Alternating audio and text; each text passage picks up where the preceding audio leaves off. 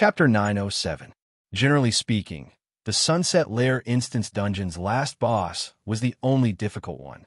However, the level 45 elite Urtus might be a threat to new players, but to the high-level players of the big guilds, he was already outdated. Of course, Urtus was a dark gold boss. Other than an overpowered expert like Wang Yu, it would be difficult for the three of them to defeat him. Wang Yu and the others waited in the Dungeon Lord's Hall for close to 40 minutes before Page Book and the other two girls returned. Wang Yu was well aware of Yi Yeshu's skills. After all, Yi Yeshu was a martial artist and had a hidden branch job. His strength wasn't much weaker than the people from the Quanjin sect. The reason why he had taken 40 minutes to return was because he had been jogging on the way here. After another 20 minutes, players from the other guilds arrived one after another. However, the number of people who returned was much smaller than when they had left. When they had left, there had been around 30 guild players, close to 100 people. Now, with Wang Yu's group, there were only around 50 to 60 people. That was almost half of the original number. From this, it could be seen that although they were all guilds that had received the Dungeon Lord's invitation, there was a huge difference in strength. Those that did not return were mostly because they had not even cleared the instance dungeon. They knew that it would be embarrassing if they returned, so they gave up. According to the rules, only the top 15 teams could stay. The rest of the players had lost the right to participate. The Dungeon Lord gave them some reputation and money as rewards before sending them away. After the miscellaneous people left, the Dungeon Lord said with a gratified expression, "After the test just now, everyone's strength is the best candidate to manage the instance dungeon. Especially Blood Alliance. You completed the mission in the shortest time possible. I admire this. This is for you as a reward." As he spoke, the Dungeon Lord waved his hand, and a golden red badge appeared in Wang Yu's and the other two's hands. Blood Red War Flag took a look at the badge and showed its attributes to their captain. Don't shoot. Yu Huiqing's Glory Medal badge. Yu Huiqing's Glory. Yu Huiqing's Glory plus 50-inch stats badge. Seeing the badge in Blood Red War Flag's hand, Don't Shoot did not react. However, the spectating players cried out in surprise. The guild leader was just a decoration. This was the first time they had seen an item with attributes. Don't underestimate the plus 50 honor points. Honor points in main cities were notoriously difficult to grind. 50 honor points was basically the equivalent of a week's worth of dungeon runs. After being praised by the city lord and receiving an attribute badge, Blood Red War Flag felt extremely good. It immediately felt that it was one step closer to success. It hurriedly and shamelessly said, "City Lord, you flatter us. Caring for the people is what we should do. What **T? Captain Don't Shoot looked at Blood Red War Flag's smug expression with disdain. Huh. The city lord laughed and said, "However, extraordinary strength is still a basic requirement. Do you know what qualities a qualified city lord must have?" The city lord's question directly stunned these people. After all, they were a group of gaming geeks. Who would have thought about the matters of a country's leader? Even the leader of a big guild like Blood Red War Flag was only at the level of management in the Gathering Forest. It had to be known that in China, a village chief had as many subordinates as Blood Red War Flag. He was just a guild leader. How could he think about managing a city? It seems that you don't know. The city lord said with some regret. The quality of a manager is unity. Only unity can defeat everything. Hearing this, everyone was stunned. Even Wuji did not expect the city lord to give such an answer. Unity. Even elementary school students knew that unity was strength. Who would have thought that the city lord would ask such a simple question? So, the second trial's content is teamwork. The city lord said seriously. As the city lord's voice fell, everyone received the second trial quest. System notification. You have accepted the trial quest, City Lord's Trial, second round Unity, quest level A.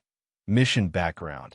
As the main city at the borders of the neutral camp, the Dark Church is constantly trying to make it their territory. The Sunset Peak was an ancient battlefield in the past, as well as the place where the sixth apostle died. At the same time, It is also the place where the Dark Church's White Bone Army buys their bones. Now that the seal on the sixth apostle has loosened, the power of darkness is leaking from the Sunset Peak, and the White Bone Army is showing signs of revival. The City Lord has the duty to unite and eliminate the threat for the citizens of the city. Quest objective: explore the Sunset Valley 0 of 1, even though the Sunset Valley and the Sunset Valley only had a one-word difference. They were in two different directions from Yuhuicheng. The Sunset Valley was a level 50 training area. Not only was it quite far from Yuhuicheng, but the monsters in the valley were also very powerful. There were even flying monsters. It was a place that players were most unwilling to go. It could be said that it was a place where few people would go. The goal of the second round of the trial mission was very simple. It was to explore the Sunset Valley. There was no limit to the number of people or the ranking. However, with the previous example, everyone instinctively thought that this mission would be the same as before. The sooner the better. They might even be able to get an attribute badge like Blood Red War Flag did. Therefore, as soon as they received the mission, they didn't stop at all and immediately ran out. Don't Shoot and the others were the best. They took out a scroll and activated the teleportation. Blood Red War Flag did not want to lose to Don't Shoot at all. Seeing that Don't Shoot was about to fly away, how could they endure it? They took out a scroll and tried to follow. Save it. Wuji wiped his sweat and once again blocked Blood Red War Flag. Blood Red War Flag really had the mentality of a nouveau riche. If not for Wuji stopping them, they would have lost both scrolls. Captain Don't Shoot, that bastard is running away. If you don't chase after him now, it will be too late, Blood Red War Flag said anxiously after being stopped. Wuji smiled. He can be anxious. We don't have to be anxious. We could just walk slowly. Why? Blood Red War Flag was a little confused. Wuji said calmly, "You're still the boss of a big guild. Such an important mission. Didn't you think about it carefully?" This Blood Red War Flag was speechless. The more important the mission in Rebirth, the more clues one had to find from the mission introduction. This time, the mission's goal was too simple. Everyone was in a hurry to get the reward. They did not think about why an A-rank mission would have such a simple mission requirement.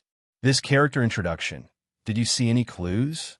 Blood Red War Flag carefully read the mission introduction twice and asked Wuji curiously. This mission introduction was obviously the author faking the number of words. There was no real substance at all. Chapter 908. Quest name. Blood Red War Flag was even more confused after hearing Wuji's words. That's right. Wuji said, Unity? Obviously, this quest can't be completed by one person. Without us, they can't complete the quest. So that's how it is. Blood Red War Flag finally understood and gave Wuji a thumbs up. The system's way of issuing quests was shameless enough. Wuji could even see through such a shameless method, which showed that he was even more shameless than the system. Guild leaders all liked to put on airs. They especially enjoyed the feeling of having everyone waiting for them in the limelight. After figuring out the requirements of the mission, the originally anxious Blood Red War Flag no longer panicked. They calmly led Wang Yu and Wuji out of the City Lord's mansion. Big Brother Iron Ox. Big Brother Wuji, we've been waiting for you for a long time. As soon as the three of them walked out of the mayor's mansion, Yeshu greeted them from the side, followed by her two guild leaders. Waiting for us? Wang Yu was puzzled. Why didn't you go with them? Yeshu smiled slyly. Going with you will give me benefits. As a lone traveler who had ambushed Wang Yu, Yeshu was not only smart, but also insightful. In the first round of the quest, Yeshu could see that Wang Yu and Wuji were not ordinary. She knew that one of them was sinister and cunning, while the other was invincible. Even if she couldn't get any benefits by following them, she definitely wouldn't lose out. Oh, you're quite smart. How did you know that following us would give you benefits? Wuji asked with a little surprise. Yeshu smiled. A woman's intuition. Wuji was speechless. What bullsh** T woman's intuition? Wuji wouldn't believe such nonsense. Of course, since the girl had said it, Wuji wouldn't continue to ask. However, the journey from Yuhuicheng to the Sunset Valley was not a short one. It was not interesting for the three of them to travel together. At this time, there were three good-looking girls who wanted to go with them. It was quite a good feeling. Wuji, the old pervert, naturally wouldn't refuse. The two girls, Xia Xia Tian Shui and Dong Dong Xianhua, were also very outgoing. After a while, they became familiar with each other and soon forgot the fact that Wuji was the leader of the hooligans. They quickly became friends with him. Wuji was like a mouse that had fallen into a rice jar. He was so happy that he couldn't close his legs. Along the way, he kept saying that he was really lucky to have a brother like Wang Yu. Wang Yu and Blood Red War Flag silently distanced themselves from him, indicating that they were not familiar with him. However, as the monsters in the leveling area grew taller and taller, Blood Red War Flag finally felt that something was wrong. Along the way, they didn't know if Wuji was doing it on purpose, but he actually slowed down his pace, as if he was showing off to the passers-by. Blood Red War Flag was a sensible person, so they naturally wouldn't disturb Wuji. However, it was already a level 45 leveling area. There were almost no players left, yet Wuji was still leisurely leading the way. This was a bit unreasonable. Boss Wuji, is it really okay for us to walk so slowly? Blood Red War Flag wasn't stupid. If they were half an hour late, they would be putting on airs. If they were an hour late, they would be asking for a beating. Blood Red Alliance didn't want to be the target of everyone. Wuji waved his hand and said, "No rush, they're just ahead. We'll just follow slowly." "Oh, how do you know?" Xia Xia Tian Shui saw that Wuji was so sure and couldn't help but be curious. Before Wuji could reply, One Page laughed and said, "Didn't you guys notice that we didn't meet a single monster on the way here? TSK. Smart." Wuji glanced at One Page and showed an expression of praise. The others quickly reacted. It really was the case. Although there were quite a few high-level monsters, the path they were on was very smooth. There wasn't a single monster. It was fine if it was a low-level monster area, since the monsters had basically been killed by the players. However, there weren't any monsters in the high-level monster area. This was very strange. After all, there were very few players who had the ability to kill high-level monsters. They didn't have the ability to clear the monsters on the road. So the only possibility was that the team in front was clearing out the monsters. The monsters took less than 10 minutes to respawn, and they hadn't met a single monster on the way. This was enough to prove that the team in front was not far from them. Thinking of this, Blood Red War Flag was happy. These high-level monsters weren't easy to deal with. Killing them all the way would definitely consume a lot of potions. Who knew what was waiting for them in Sunset Valley? It wasn't wise to waste potions on the road. However, now that everyone was walking slowly, and the players in front were clearing the monsters, they didn't even have to move their hands to safely pass through. This was a great advantage. As expected, when the two teams on Wang Yu's side reached the Sunset Valley, the team in front had just finished clearing the monsters. Seeing that Wang Yu and the rest had arrived with the girls, chatting and laughing, everyone was fuming in their hearts. However, everyone knew who the two masters behind Blood Red War Flag were. They couldn't afford to offend Blood Red War Flag, let alone a ruthless person like Wang Yu. They could only glare at the three girls in displeasure. "Hey, did you guys find anything?" Blood Red War Flag greeted them from afar and asked loudly. Everyone turned their heads and pretended not to hear him. It was obvious that without enough people, they couldn't even enter Sunset Valley. "Huh, why don't I see Captain Don't Shoot that Olby asterisk T-Siege?" Blood Red War Flag's first thought was to attack Captain Don't Shoot. However, Blood Red War Flag looked around and didn't see Captain Don't Shoot, which made them disappointed. "He's flying. Maybe he's already gone back." 2012, who was next to Blood Red War Flag, said. "Impossible." Blood Red War Flag said, "We haven't arrived yet. You definitely can't go in. Nyoga, save me." Before the Blood Red War Flag could finish its sentence, a roar came from above. Everyone looked in the direction of the voice and saw Captain Don't Shoot and the other two standing on a boulder halfway up the mountain, waving their staffs and shields to repel the flying hawk monsters. Seeing Captain Don't Shoot in such a sorry state, Blood Red War Flag was in a good mood. He laughed and asked, Haha, why did you crash? Blood-red war flag, go to hell. I don't want to talk to you. Captain Don't Shoot was obviously in a bad mood. Blood-red war flag said angrily, "No go, they're our competitors. Don't save them." Captain Don't Shoot was shocked and quickly shouted, "No go, don't listen to him. If you save us, I'll give you 1,000 gold. 2,000 gold, don't save him." Blood-red war flag was determined to keep Captain Don't Shoot up there. 3,000 gold. When it came to money, Captain Don't Shoot was afraid of anyone. He raised the price again. These two guild leaders raised the price by 1,000, which made the people around him tremble. 4. All right, that's enough.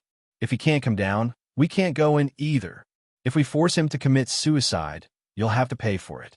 Just as Blood-Red War Flag was about to raise the price to 4,000, Wuji poked his back and whispered, "P.S. I'm preparing a new book.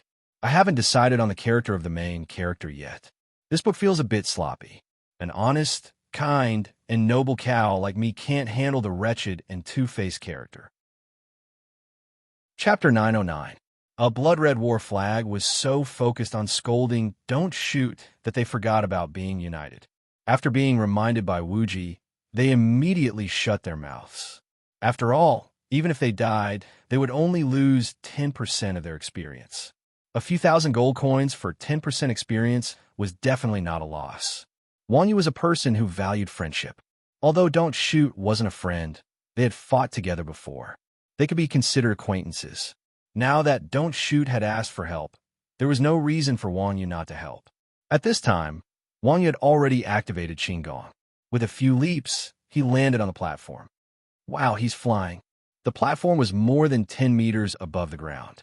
When the others below saw Wanyu jump onto it, they were filled with envy. Wanyu flew onto the platform, grabbed Don't Shoot with one hand, and jumped off the platform.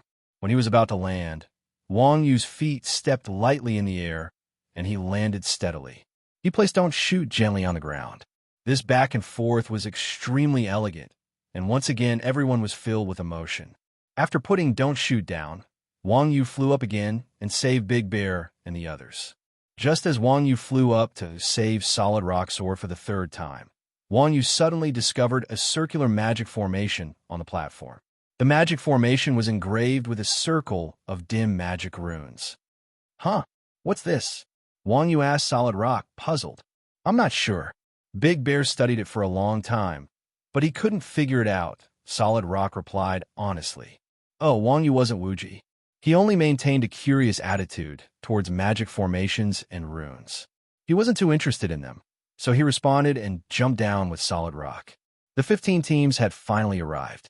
The fog at the entrance of Sunset Valley gradually dispersed, revealing the scene inside. Wanyu had actually seen the scene in the Sunset Valley before. As the burial ground of the skeleton core, this place definitely lived up to its name. White bones covered the entire valley, and there were piles of skeletons everywhere. Mournful and strange sounds echoed in the valley. A cold wind blew past, and everyone couldn't help but feel their scalps go numb. Even Wang Yu and Yi Shu, who had been here before, couldn't help but frown. Summer snow and winter flowers, the two girls screamed in fear, attracting everyone's attention. Shameless Wuji couldn't help but take advantage of the situation. Seeing the girls like this, Wuji said with a wretched expression, "Girls, are you looking for a broad chest?" Wuji said and opened his arms. However, the two ladies ignored the frail Wuji and set their eyes on the tall and strong Wangyu. "Wuji, old cow, stand back." Wuji was furious. Wangyu stood to the side and scratched his head. I'm ashamed. Everyone, after Wuji's ruckus, the fear in everyone's hearts was immediately washed away. At the same time, the thick fog in the valley completely dissipated, and the entire valley was clearly revealed to everyone. Aside from the bones and bones that covered the ground, there were pillars made of white bones on both sides of the valley. White bone totem, totem seal, used to suppress the white bone altar. These white bone totems were things that Wanyu had never seen before. From the entrance to the end of Sunset Valley, there were exactly 15 of them. System notification. You have discovered the ancient battlefield, Boneyard. Obtain 10,000 EXP. Explore Sunset Valley January 1st complete. It's done? Everyone was in disbelief when they saw the completion of the quest. Although the quest didn't seem difficult from the character description, it couldn't have been this easy. While everyone was still in shock, the white bone totems on both sides of the valley suddenly lit up. 15 pillars of light of various colors soared into the sky, piercing through the clouds above the setting sun valley. Immediately after, the pillars of light transformed into 15 halos, enveloping the players of the 15 teams. Immediately after, everyone received another system notification. You have accepted the quest City Lord's Trial. Second round, Unite as one. Quest rank A. Quest background. The Undying Warriors have been asleep for 1,000 years. The totem seal, suppressing the white bone altar, has begun to loosen. The breath of the living has disturbed the peace of the dead, and the warriors who thirst for blood have begun to awaken. Reckless adventurers have rashly entered Sunset Valley and broken the white bone altar's seal. The undead army will once again awaken. Adventurers, you must bear the consequences of your actions. Please pick up your weapon and surround Yuhuicheng behind you. Quest objective: stop the skeleton army that intends to rush out of Sunset Valley. Destroy the white bone altar that summons the skeleton army 0 to 1. If the quest fails, Yuhuicheng's prestige -1,000, Yuhuicheng's honor -100, light faction's honor -100, neutral faction's honor -100, dark faction's honor +100. F*CK. Isn't this a scam? Everyone cursed at the joy of seeing the quest. Damn, there was originally no problem, but the moment the city lord asked them to explore, trouble arose. What was more infuriating was that the players had to bear the responsibility in the end. This was obviously a trap dug by the system for the players to jump into. Who were these game designers to think of such a scam? Crack, crack. In the midst of everyone's anger, skeleton soldiers crawled out from the ground of the Sunset Valley.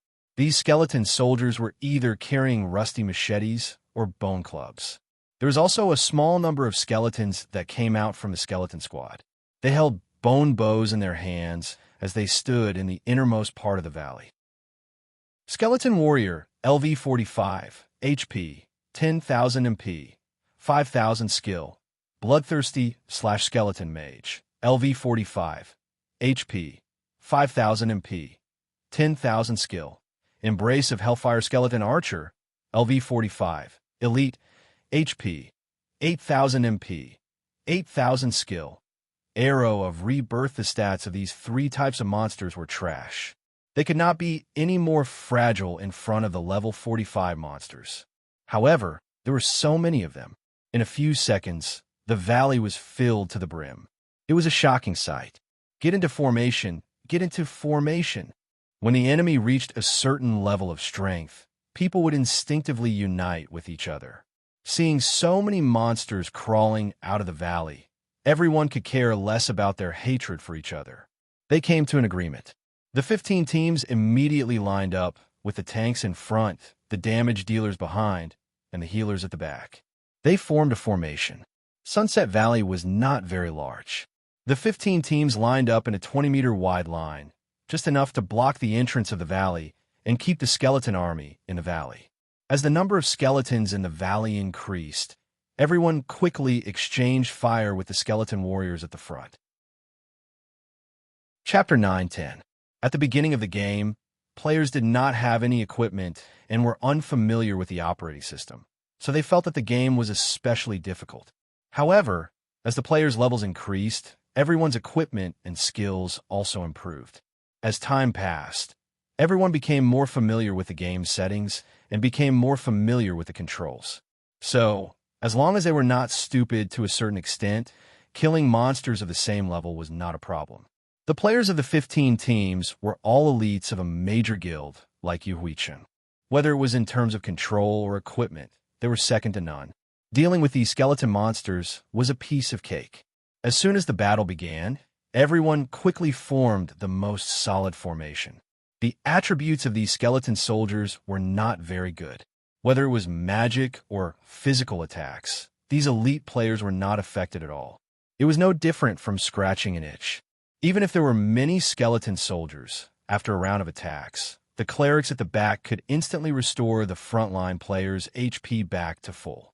A level 45 player's normal attack power was generally around 5,000. Even a non-damage output class like a shield warrior could deal around 2,000 damage. There was no need to mention the mage players. Whether it was a fire mage or a lightning mage, they had a slight bonus to the skeleton soldiers.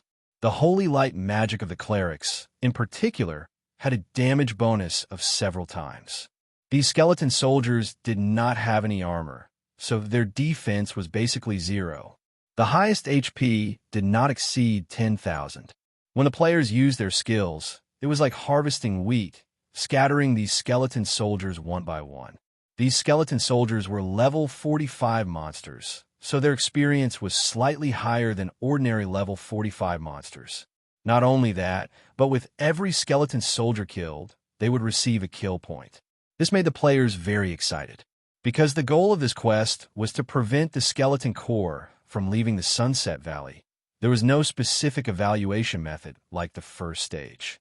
So, these kill points were definitely used to evaluate the player's completion of the quest.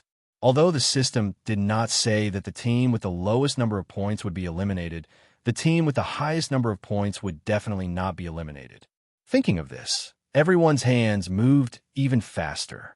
As the skeleton soldiers fell one by one, everyone's points and experience jumped rapidly. But soon, everyone felt that something was wrong. Why are these skeleton soldiers not decreasing?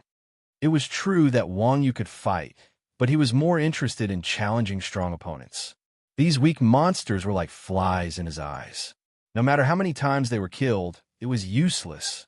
For martial arts master, this was simply torture. After killing for so long, Wang Yu was finally a little tired. He couldn't help but raise his head and look into the valley. What he saw shocked him. Really?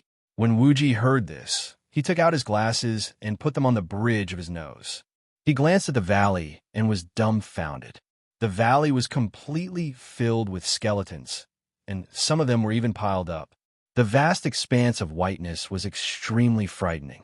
Why are these skeletons' attacks getting higher? Blood Red War Flag, who was at the forefront, cried out. His attack has increased. Wuji was stunned when he heard this. He then cast detection on the skeleton soldiers, which had been level 45 a moment ago, and discovered that they had all risen to level 48. One of the skeleton archers had even reached level 49. Not good. Everyone stopped grinding. Wuji hurriedly shouted when he saw this scene. However, aside from Pagebook and a few others, everyone else was busy grinding points. Who would pay attention to Wuji? They all knew that this bastard wasn't to be trifled with, so they pretended not to hear him. How could Wuji not know that everyone was pretending to be deaf and dumb? Seeing that no one was paying attention to him, he casually pushed a mage to his right. Although Wuji was a cleric, his attributes were quite extravagant. His strength was much higher than an ordinary mage's. Caught off guard, the pitiful mage was pushed into the crowd of monsters by Wuji. In the blink of an eye, countless rusty iron blades fell on the mage's body. Even Blood Red War Flag was struggling to endure the skeleton soldier's attacks, let alone the mage. The mage didn't even get a chance to make a sound before he was diced into a white light. As it turned out, no matter how much they talked, it was better to fight. Wuji's actions attracted everyone's attention. Seeing Wuji suddenly attack the person next to him, everyone trembled. They stared at Wuji warily and asked, what are you doing? Everyone knew that the people of Chuanjin were all crazy and cruel by nature. Now, everyone was afraid that Wuji would attack them. After all, with Wang Yu standing in front of Wuji, even though there were a few dozen people who had a common enemy, they couldn't help but feel a little guilty. Looking at these people who only cared about eating without caring about their table manners, Wuji said angrily, "What can I do? Don't you see that the monster's stats have all increased?" Everyone was stunned when they heard this. They all used detect spells and saw the skeleton soldier's stats. Everyone immediately understood what was going on. Meow. They had fallen for the system's trick again. These skeletons couldn't be defeated at all. Not only were there more and more of them, but the next wave would also level up. The more they fought, the stronger the enemies would become. What was the point of fighting? Isn't this a trap? This quest can't be completed, right? Blood Red War Flag shouted as they resisted the attacks of the skeleton soldiers. Now, Blood Red War Flag and the players in the front row didn't dare to fight back. After all, these monsters were getting stronger and stronger. If they killed them, the later ones would be even more difficult to deal with. Wuji said, "Look at the quest description. Our goal isn't just the skeleton core, but the White Bone Altar." White Bone Altar? Where? Everyone was at a loss. At this time, Wang Yu pointed into the valley and said, "In the deepest part of the valley." "Then let's kill our way in." "What's the point of talking?" someone suggested. Wuji said, "Nonsense. Who doesn't know that killing our way in is the most direct way? Don't you see what the depths of the valley look like now?" "The deepest part? Damn." Hearing this, everyone looked inside and saw that the skeleton soldiers had piled up into a mountain in the depths of the Sunset Valley. Their faces were full of shock. There was no White Bone Altar here. There was only a mountain of bones. Even if they killed their way in, there was no place to stay. "How the F***CK are we supposed to fight?" Wuji rubbed his chin and said, "Now that things have come to this, we can only block the skeleton soldiers in front of us. Then we can find a team to charge in and slowly clear them out." "All right, let's do that." Everyone expressed their agreement. From the current situation, as long as the players didn't kill the skeletons in front, the skeletons behind them wouldn't level up. Although it was troublesome to charge in and clear them out slowly, it was still a good idea. Roar! After coming up with a plan, just as everyone was about to push forward, a loud roar broke the silence. At the same time, a skeleton monster on a horse came out from the White Bone Mountain in the depths of the valley. Chapter 911. Skeleton Knight, LV50, Elite, HP, 1000000 MP. 50,000 skills. / Charge innate skill. Wind strike background introduction. A battle-hardened warrior who uses the strongest bones of his enemies to summon a netherworld warhorse. It is a powerhouse bathed in blood. Damn, there's such a thing? Everyone was shocked when they saw the Skeleton Knight stats. They didn't think that skeleton warriors would evolve after reaching level 50. Not only would their skills become stronger, but their stats would also increase by 10 times. The system was quite sinister. It actually used experience and points to lure players to farm monsters. Fortunately, it discovered this early. Otherwise, everyone would have been killed. After the Skeleton Knight drilled out of the pile of bones, it looked around and raised its lance. A green battle aura shot out from the tip of the lance. The battle aura collided with the skeleton warriors in front of it. The skeleton warriors were all shattered, and a gap was cleared in front of the Skeleton Knight. At the same time, two strange skeleton soldiers drilled out from the Skeleton Knight's side. One was holding an exquisite staff, and the other was holding an exquisite bone bow. Skeleton Magician, LV50, Elite, HP, 50,000 MP, 1000000 skills. Embrace of Hellfire, Hellfire innate skill. Soul-sucking background introduction. A terrifying skeleton mage who absorbs the soul fire of its own kind to strengthen itself. Its mental strength is extremely strong. Skeleton Archer, LV50, Elite, HP, 80,000 MP, 80,000 skills.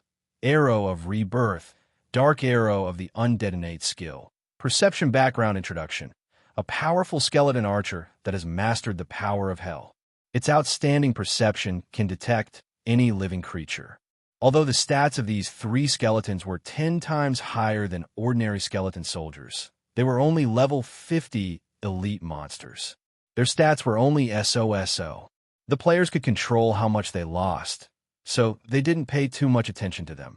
However, the actions of these three skeleton soldiers left everyone completely dumbfounded.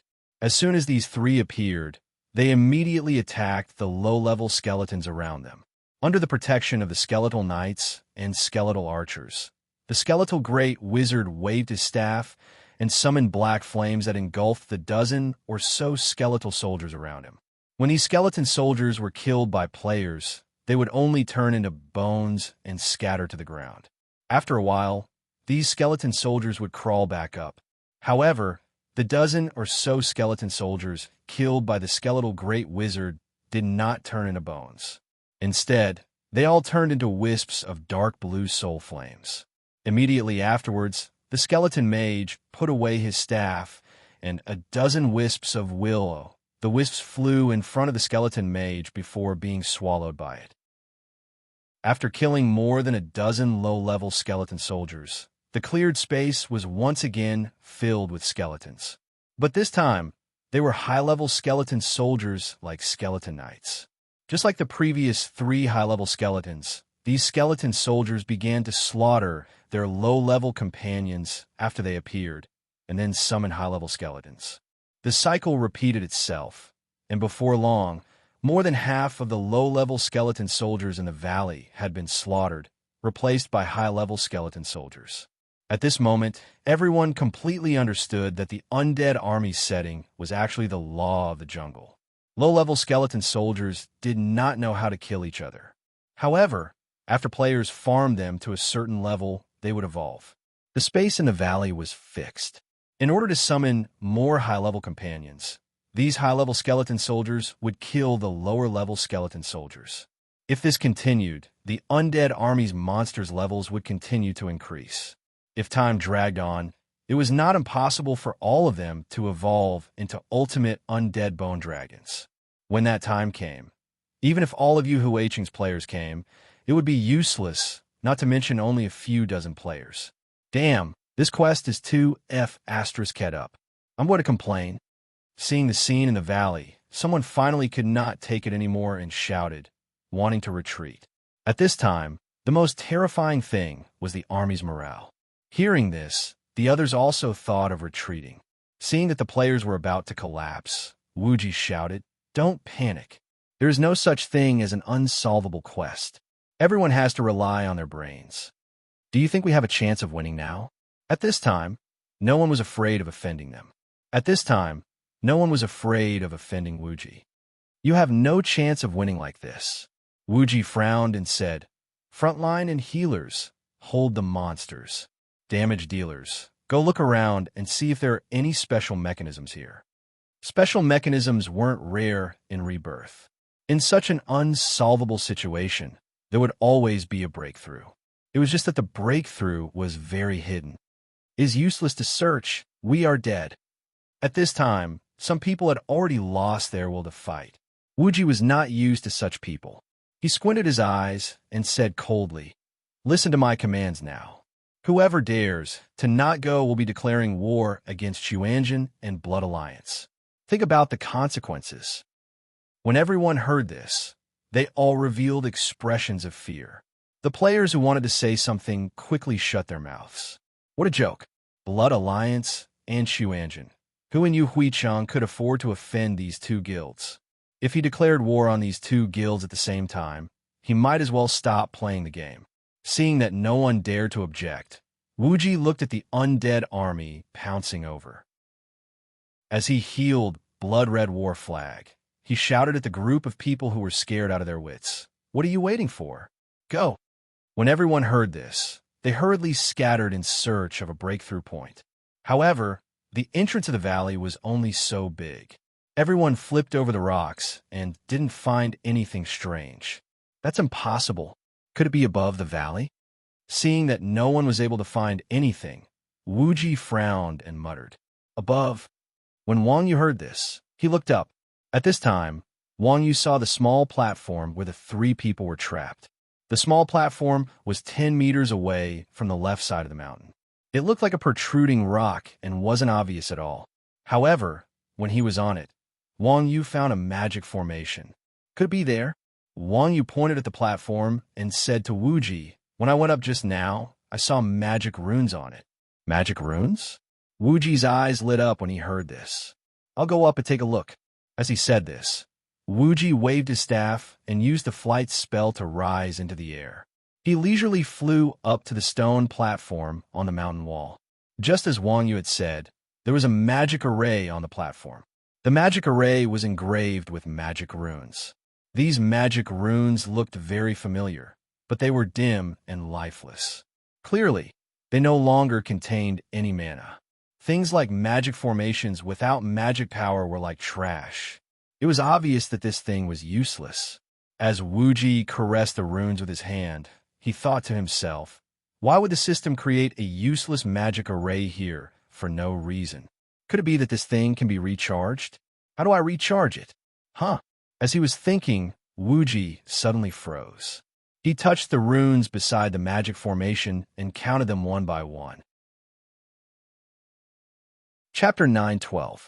15 runes, 15 teams. Could there be a connection between them? Wuji quickly looked down and saw that the terrain beneath the player's feet was also made up of runes, and they were exactly the same as the ones on the magic array. The players' bodies were glowing in various colors, and the runes were very noisy. Could it be that the colors on everyone's bodies match these runes? Wuji began to observe carefully. As expected, there were a total of 15 runes, but there were only 7 types. The players' bodies were also colored in 7 colors. Although Wuji did not know what the runes represented, the number of runes was the same as the number of colors on the players' bodies. That made things easier. After discovering this, Wuji quickly divided the runes and the players into 2 groups. The runes were represented by capital letters 1, 2, 3, 4, and the runes were represented by the Arabic numerals 1234. There were 3 number 1 runes and 3 green teams. The green color represented the number 1 rune, which was numbered 1, 3, and 5. There were 2 number 2 runes and 2 red teams. So, very quickly, Wuji found out the color of each rune through comparison and elimination. 2012, your team will go to the leftmost position. 3rd Young Master Ling Yun, you will go to the 3rd position on the left. Leader, don't shoot, you will go to the 5th position. After confirming the colors of the runes, Wuji hurriedly commanded everyone to stand at the designated position of the rune. When everyone stood at the designated position, the runes around the magic array on the platform emitted a dazzling light. The runes under the feet of the rest of the players shone with different colors. At the same time, according to the different colors of the runes under their feet, 7 different buffs were applied. Totem power, red player's strength is increased by 300% totem power. Orange player's agility is increased by 300%. In order to prevent people from suspecting the number of words used, Old Cow will not write them down one by one. Refer to the Calabash Brothers for the details. In short, the 7 colors of buffs enhanced the various attributes of the players. The players who were on the verge of collapsing due to the undead army immediately became stronger after the buffs, forcibly blocking the skeleton soldiers from entering the Sunset Valley. At the same time, Wuji also received multiple buffs from the magic array. All of his attributes suddenly soared, and his body glowed with a dazzling holy light. Wuji was like a god under the buff of the magic array, and a pair of faint wings spread out behind him. Under the illumination of the holy light, Wuji raised his staff and cast group, cleansing at the undead army in the depths of the Sunset Valley. Now that all of Wuji's attributes had skyrocketed, his attack range had also greatly increased. In an instant, Wuji cast purification to the deepest part of the setting sun valley. The holy light magic was the most effective against the necromancy magic, so there was no doubt that it would be effective against these skeleton soldiers. Furthermore, when Wuji cast the holy light magic in this state, it really seemed to have the power to destroy the world like how a god sliced the continent apart with a finger. The skeleton soldiers in the depths of the Sunset Valley, along with the white bones on the ground, were directly melted by the dazzling holy light, and a large open space was revealed. The bone altar was impressively in the center of the open space, and the skeleton army was being summoned through the bone altar in batches. Sensing that the bone altar was under attack, the skeleton soldiers that were desperately rushing out of the valley immediately turned around and ran back, and Wuji's second spell had already fallen. Whoosh! The skeleton soldiers were cleared once again. At this time, Wuji was already unstoppable. Every time a spell was cast, a large number of skeleton soldiers would be taken away. The bone altars summoning and the skeleton soldiers' continuous replenishment could not keep up with the consumption. Under the continuous bombardment of Wuji's abnormal spells, the bone altar finally could not hold on and was blasted into pieces by Wuji's holy light. The bone altar was destroyed, and the remaining skeleton soldiers in the valley lost their support. One by one, they fell to the ground and turned into white bones and dust. The colorful lights on the players also dissipated. On the platform, Wuji's body softened, and his attributes returned to normal. At the same time, everyone received a system notification. You have completed the Castellan's trial mission, Unite as One, destroyed the bone altar, and stopped the invasion of the undead army. Yu Huicheng reputation plus 300 Yu Huicheng reputation plus 50 light faction reputation plus 50 neutral faction reputation plus 50 obtain the title Yu Huicheng's protector. Yu Huicheng's protector title Yu Huicheng's hope. Passive skill, 20% discount on all purchases in Yu Huicheng's NPC shop. After the survivors saw the system notification, they let out a long sigh of relief and sat on the ground. They were in disbelief, and their faces were full of joy. Fortunately, they listened to Wuji and did not run away. Otherwise, they would have become Yu Huicheng's sinners. Let's go back and hand in the mission. We'll be eliminated if we're late. After resting for a while, the originally united group suddenly realized that they were still competitors and immediately fell apart again, scrambling to run in the direction of Afterglow City. Wuji, who was on the platform because his flying skill was on cooldown, looked at the people running under his feet and shouted hysterically, "Damn it, catch me. Do you believe that I won't kill you ingrates in minutes? Ignore him, ignore him. Let's go." Everyone pretended not to hear him and ran out of the valley. Fortunately, Wang Yu was there and Wuji was saved. Brave warriors, I didn't misjudge you. When everyone returned to the mayor's mansion, the mayor welcomed them with a smile. He was very excited. After all, this burial ground was Yu Huicheng's biggest problem. The mayor tricked everyone into destroying the white bone altar with just a few words. It could be said that he had gotten rid of a problem. It would be strange if he was not happy. As the saying goes, one does not hit a smiling person. The mayor was the one who issued the mission. Everyone was originally very angry after being tricked, but now they could only endure it. "Sir Mayor, please announce the trial results." Don't Shoot took the initiative and said, "Results?" The mayor smiled kindly and said, "Of course, the results are that everyone passed the trial." Everyone passed. Don't Shoot was startled. Isn't the elimination based on the number of points? Just now, everyone risked their lives to kill the skeletons so that they would not be eliminated. Now that the mayor told everyone that they passed, what was the point of having points? The mayor smiled and said, "No one said that you need to be evaluated based on points. The points are just to make you work harder to kill monsters." F***CK. Hearing this, everyone vomited blood. Damn it. This group of game designers really wanted to screw people over. Chapter 9:13. In response to the players' wails, the city lord displayed the professionalism of an intelligent NPC. He quickly changed the topic and said, "Well, everyone here is an outstanding citizen of Yu Huicheng. Everyone here has the ability to assist me in managing this city. However, you still need to pass the third trial." "Oh, what's the last trial mission like?" The noisy gamers were immediately attracted to a new topic when they heard that it was a serious matter. The city lord saw that everyone was no longer concerned about the points, so he cleared his throat and said, "An outstanding manager not only needs great strength and unity, but also outstanding intelligence.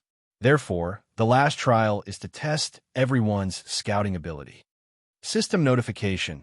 You have accepted the trial mission City Lord's Trial. Third round, the Lost Manager Seal. Mission rank A. Mission background. Yu Huicheng belongs to all the citizens of Yu Huicheng. Every guild in Yu Huicheng has the right to manage Yu Huicheng. Currently, every district in Afterglow City lacked 2 managers. For the sake of fairness, Afterglow City Lord had placed the manager position seals of each district in various locations throughout the city. players could use whatever resources they had at their disposal to search for the seals. In the end, the corresponding district that a player obtained a seal would be under that player's jurisdiction. There is no limit to the number of seals that each guild can obtain. Mission objective: find a manager's seal. F*CK. This isn't fair. Seeing the mission notification, the bosses of a few small guilds immediately jumped out and shouted. I think it's quite fair. Wang Yu was puzzled by the actions of the bosses of these small guilds. In addition to the 4 major cities of East, West, North, and South, Yu Huicheng also had 3 small cities: Central Administrative District, Development District, and White Refugee District. There were a total of 7 cities and 14 management positions. The 14 positions corresponded to 15 teams. No guild was chosen, so they had to find the positions themselves. It was very reasonable. Wuji said, "Old cow, you've neglected the mission requirements." Mission requirements? Ah, that's a bit unfair. When Wang Yu heard this, she looked at the mission again and finally reacted. Mobilizing all the forces that could be mobilized first was obviously looking down on the small guilds. The Blood Alliance had at least tens of thousands of people. Compared to a small guild with only a few hundred people, they had an absolute advantage in terms of numbers. This way, the chances of a small guild finding the seal would be reduced by who knew how many times. It was one thing to reduce the probability, but the worst part was the last sentence of the quest introduction, which stated that there was no limit to the number of seals each guild could obtain. Didn't this mean that as long as a guild had enough ability, it wasn't impossible for a guild to obtain all 14 seals? One had to know that the strong preyed on the weak in the game. Putting these 2 conditions together basically meant that Yu Huicheng's management rights were directly given to the Blood Alliance and sword pointing at the heavens. Although there were a few districts out of the 7 districts that didn't have much profit with the way major guilds ate, they definitely wouldn't leave the soup for others. As for the so-called fairness, it was completely a matter of what should be established. Unfair? No one dares to say that it's unfair in front of me. The city lord stared at the few small guild leaders and said, "If you think it's unfair, then I'll follow the original rules. You guilds will fight each other, and the one who survives will be my assistant. How about that?" Hearing the city lord say this, the few small guild leaders were instantly dumbfounded. If they found the seals, at least the small guilds had a chance of obtaining management rights. As for fighting each other, let's just wash up and sleep. After all, normally speaking, the stronger the management guild was, the stronger the main city would be. The fact that the city lord Yu Huicheng was giving these small guilds a chance to participate was already very fair. Seeing that the few guild leaders didn't dare to object, the city lord coldly said, "Go, I'll wait for your good news. Then we'll take our leave." Hearing this, everyone left. As soon as they left the city lord's mansion, Blood Red War Flag excitedly opened the guild channel and was about to blow the whistle to call for people. In terms of the number of players, Blood Red War Flag had the most. At this time, Wuji said to Blood Red War Flag, "Old Flag, we're not police dogs. We're not good at finding things. You have so many people, you don't need our help." Finding things didn't have much to do with a player's strength. Blood Red War Flag knew this. Hearing Wuji's question, Blood Red War Flag was happy. Okay. If you're busy, you can leave first. I'll get the accountant to send you the commission." Wuji said, "That's not necessary. Xuanjin has always been reasonable. Since we helped you pass 2 of the 3 quests, we only need 2/3 of the commission." Blood Red War Flag was about to be polite again. "Okay, that's it." Wuji didn't want to talk nonsense with Blood Red War Flag. He didn't even look back as he pulled Wang Yu in another direction. "You can't be an imposter, right?" After the 2 of them turned into a small alley, Wang Yu lifted Wuji up with one hand and pinched Wuji's face to test whether or not he was using a disguise. Wuji had always been the type to take advantage of others. Why did he suddenly change his personality? Stop it! Wuji struggled and shouted. "What do you know? There's a loophole in this quest." "Loophole?" Wang Yu heard this and put Wuji down. "What loophole?" "Mfumph." Wuji laughed coldly. Look carefully at the first sentence of the quest's background. Oh. When Wang Yu heard this, he looked at the quest again. As expected, Wang Yu saw the problem at a glance. The first sentence of the quest background was, Yu Huicheng belongs to all the people of Yu Huicheng. Every guild of Yu Huicheng has the right to manage Yu Huicheng. Rebirth was a very strict game. Since the quest's background said this sentence must be a breakthrough. In other words, guilds that didn't pass the trial could also use these seals. This is too unfair to the guilds that passed the trial. After realizing this, Wang Yu couldn't help but sigh. These large guilds had first massacred Erdis, then fought the undead army for 300 rounds, running back and forth all over the city, and had only passed 2 trials after exhausting themselves. Who would have thought that everyone would participate in the 3rd trial? Weren't they toying with them? Wuji said, There's nothing unfair about it. Small guilds like us don't even have the chance to participate in the 1st and 2nd trials. Is this fair? Besides, it's not like there aren't any rewards for the first 2 trials. Wang Yu couldn't refute Wuji's fallacious reasoning because he knew that Wuji's fallacious reasoning paled in comparison to the shameless system. Although that's the case, how can we find other guilds with just a few people? Wang Yu pondered and asked. Chapter 9:14. Finding things didn't have much to do with a player's strength. What was important was the number of players. Even if Quan Zhen's sect added up all of them, they would only have a dozen or so people. They wouldn't even have enough people to clear a large dungeon, let alone competing with a large guild alliance like Blood Alliance and Swordfinger Heavenly. Any random guild would have as many people as Quan Zhen's sect. After all, with Xuanzhen's personality, there weren't many people who could get along with them. They were basically homeless people. Finding the seal with a dozen or so people was like finding a needle in a haystack. Wuji chuckled, hee. If we don't know where the seal is, we will have to rely on numbers. If we can confirm the seal's location, then the 2 of us will be able to find it easily. You know where the seal is? Wang Yu asked in surprise. Wuji nodded. I don't dare to say anything else, but I can confirm the location of 2 seals. Which 2? Wang Yu asked. Which one is the most important? Central Administrative District? Wang Yu's eyes lit up. This was Blood Red War Flag's goal from the start. Yes, Wuji said. It's the Central Administrative District. Don't think that it's just one city. This city controls 6 other cities. It's the most important part of Yu Huicheng. Then where's the Administrative District's seal? Wang Yu rubbed his chin and thought. Wuji laughed. Of course it's the most dangerous and safest place. Could it be the City Lord's mansion?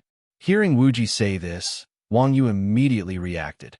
Such an important seal, the City Lord wouldn't just randomly place it. He would definitely place it somewhere close to him. Although the City Lord's mansion wasn't big and the search target was small, no guild would dare to search the City Lord's home in front of him. Then let's go. As he said this, Wang Yu turned around to leave. Wuji pulled Wang Yu aside and shook his head. Don't worry, let's wait until the others leave. In order to blacklist these 2 seals, Wuji had automatically withdrawn from the Blood Red War Flag's mission. Although everyone's remuneration had been paid according to the rules, it would be a little unkind to go over now. Furthermore, Blood Red War Flag was no fool. Seeing that Wang Yu were going to the City Lord's mansion, they would definitely follow. After all, Blood Red War Flag was a friend. Wang Yu couldn't possibly kill them, right? If Blood Red War Flag discovered their intentions, Blood Red Alliance's searchability was much stronger than Xuanzhen's. Of course, at this time, everyone was in a hurry to find the seal. Basically, no one stayed in the Castellan's mansion for too long. After a while, all the players who lingered in front of the Castellan's mansion left.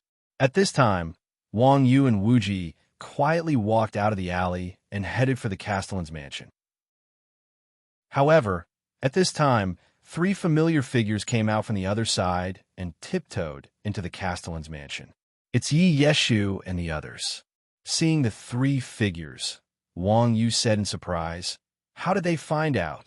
You don't understand, Wuji said. Wuji said, Everyone can think of this problem, but the things that male players worry about, female players don't have to worry about. Oh, They're all players, so why is there such a big difference in personality? Wang Yu was a bit curious. Of course, Wu Ji pulled out a shiny trash ring and said, "Do you want 500 gold?" Wang Yu curled his lips. "I don't even want 500 copper. If it's a female player, then someone will want it." Wu Ji casually put the ring back into his bag. As they spoke, the two entered the Castellan's mansion. Outside the main hall, the two saw Yi Yeshu and the others rummaging through the chests and cabinets. The guards of the Castellan's mansion stood on either side of the hall. They didn't care what the three girls were doing, but they stood there like idiots. Wu Ji looked at the messy hall, then at the stupid guards on either side. He said to Wang Yu, "Let's go. It's definitely not here." "Why?" Wang Yu was confused.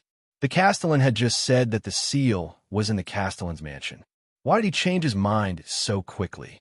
Wu Ji pointed at Yi Yeshu and the others and said, "Those three girls almost tore the house apart, but the guards ignored them. It's definitely not here." Then where is it? After looking around, he discovered that the Castellan was quite honest. The Castellan's mansion only had a small courtyard. There wasn't even a place to hide things. Wu Ji raised his head and pointed at the backyard behind the Castellan's mansion. He said, "It should be in the backyard." "Backyard?" Wang Yu looked around at the guards and said, "Do you want to die?" The backyard wasn't the Castellan's mansion's hall. It was the Castellan's private property. Trespassing would result in death. There were so many guards in the Castellan's mansion. Wang Yu couldn't even protect himself, let alone Wu Ji. Wu Ji said, "Since it's a mission, the rules must have been changed. Otherwise, those three girls would have been dragged out by the guards." As he said this, Wu Ji and Wang Yu passed through the front yard and arrived at the backyard of the Castellan's mansion. As soon as the two stepped into the backyard, two guards immediately came to greet them. Because Wang Yu's Huiqing honor points were especially high, the two guards were very polite when they saw Wang Yu. "Lord Protector, what brings you here?" Just for a stroll." Wang Yu then made up a lie. Although she was extremely unwilling, she couldn't tell the guards that she was here to steal something in this situation. "You can." The guard paused and pointed at Wu Ji. "But he can't." "Why?" "Only women are allowed to enter the backyard." The guard said, "Damn, what kind of rule is this? Is it sexist? Could it be that the Castellan is afraid of being cuckolded?" Wu Ji was depressed. This was the first time this girl suffered a disadvantage because of her gender. Whoosh! Before Wu Ji finished speaking, the two guards pointed their spears at Wu Ji's throat and said in unison, "Scram." Wu Ji shrunk his neck and hurriedly took a few steps back. "Huh? Big brother Wu Ji? Big brother Iron Ox." At this time, Yi Yishu and the other two walked out of the hall resentfully. When they saw Wang Yu and Wu Ji, they happily walked towards the backyard. "Hi. Hello." Seeing Yi Yishu and the other two walking over, Wu Ji suddenly panicked. Wu Ji didn't have the authority to enter the backyard, but these three girls could. If the girls went to the backyard, it was hard to say who would get the seal. After all, Wang Yu wasn't very good at finding things. With Wu Ji's temper, he wouldn't allow others to beat him to it. While replying to the three girls, Wu Ji sent a message in the guild channel. "Mingdu, quickly bring the flower demon set to the Castellan's mansion." "Mingdu, why did he go in?" Yi Ishu asked curiously. Wang Yu said, "Other than me, they only allow women to enter." "Oh, I see." The three girls covered their mouths and snickered. "Then we'll go in first." "Old cow, damn you." Wu Ji was anxious and privately messaged Wang Yu. "Can't you stall them?" "Oh, got it." Wang Yu understood and replied to Wu Ji. He then shouted to the girls, "Hey, you three, don't go. There will be a good show later." The girls said, "We're busy. We'll talk when we come back." "Don't. Wu Ji wants to wear women's clothes. Don't you want to see it?" Wang Yu shouted again. Chapter 9:15. Just as Wu Ji said, although men and women were the same, their attitudes were completely different. If a normal straight man heard someone wearing female clothes, he would definitely say it was boring and turn around to leave. But when women heard a man wearing female clothes, he didn't know what the others would do. But the eyes of Yi Shu and the other two lit up immediately.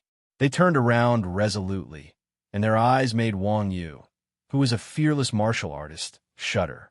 F asterisk CK, old cow. UB asterisk TCH. Seeing that Wang Yu had sold him out, Wu Ji's face turned red, and he cursed angrily.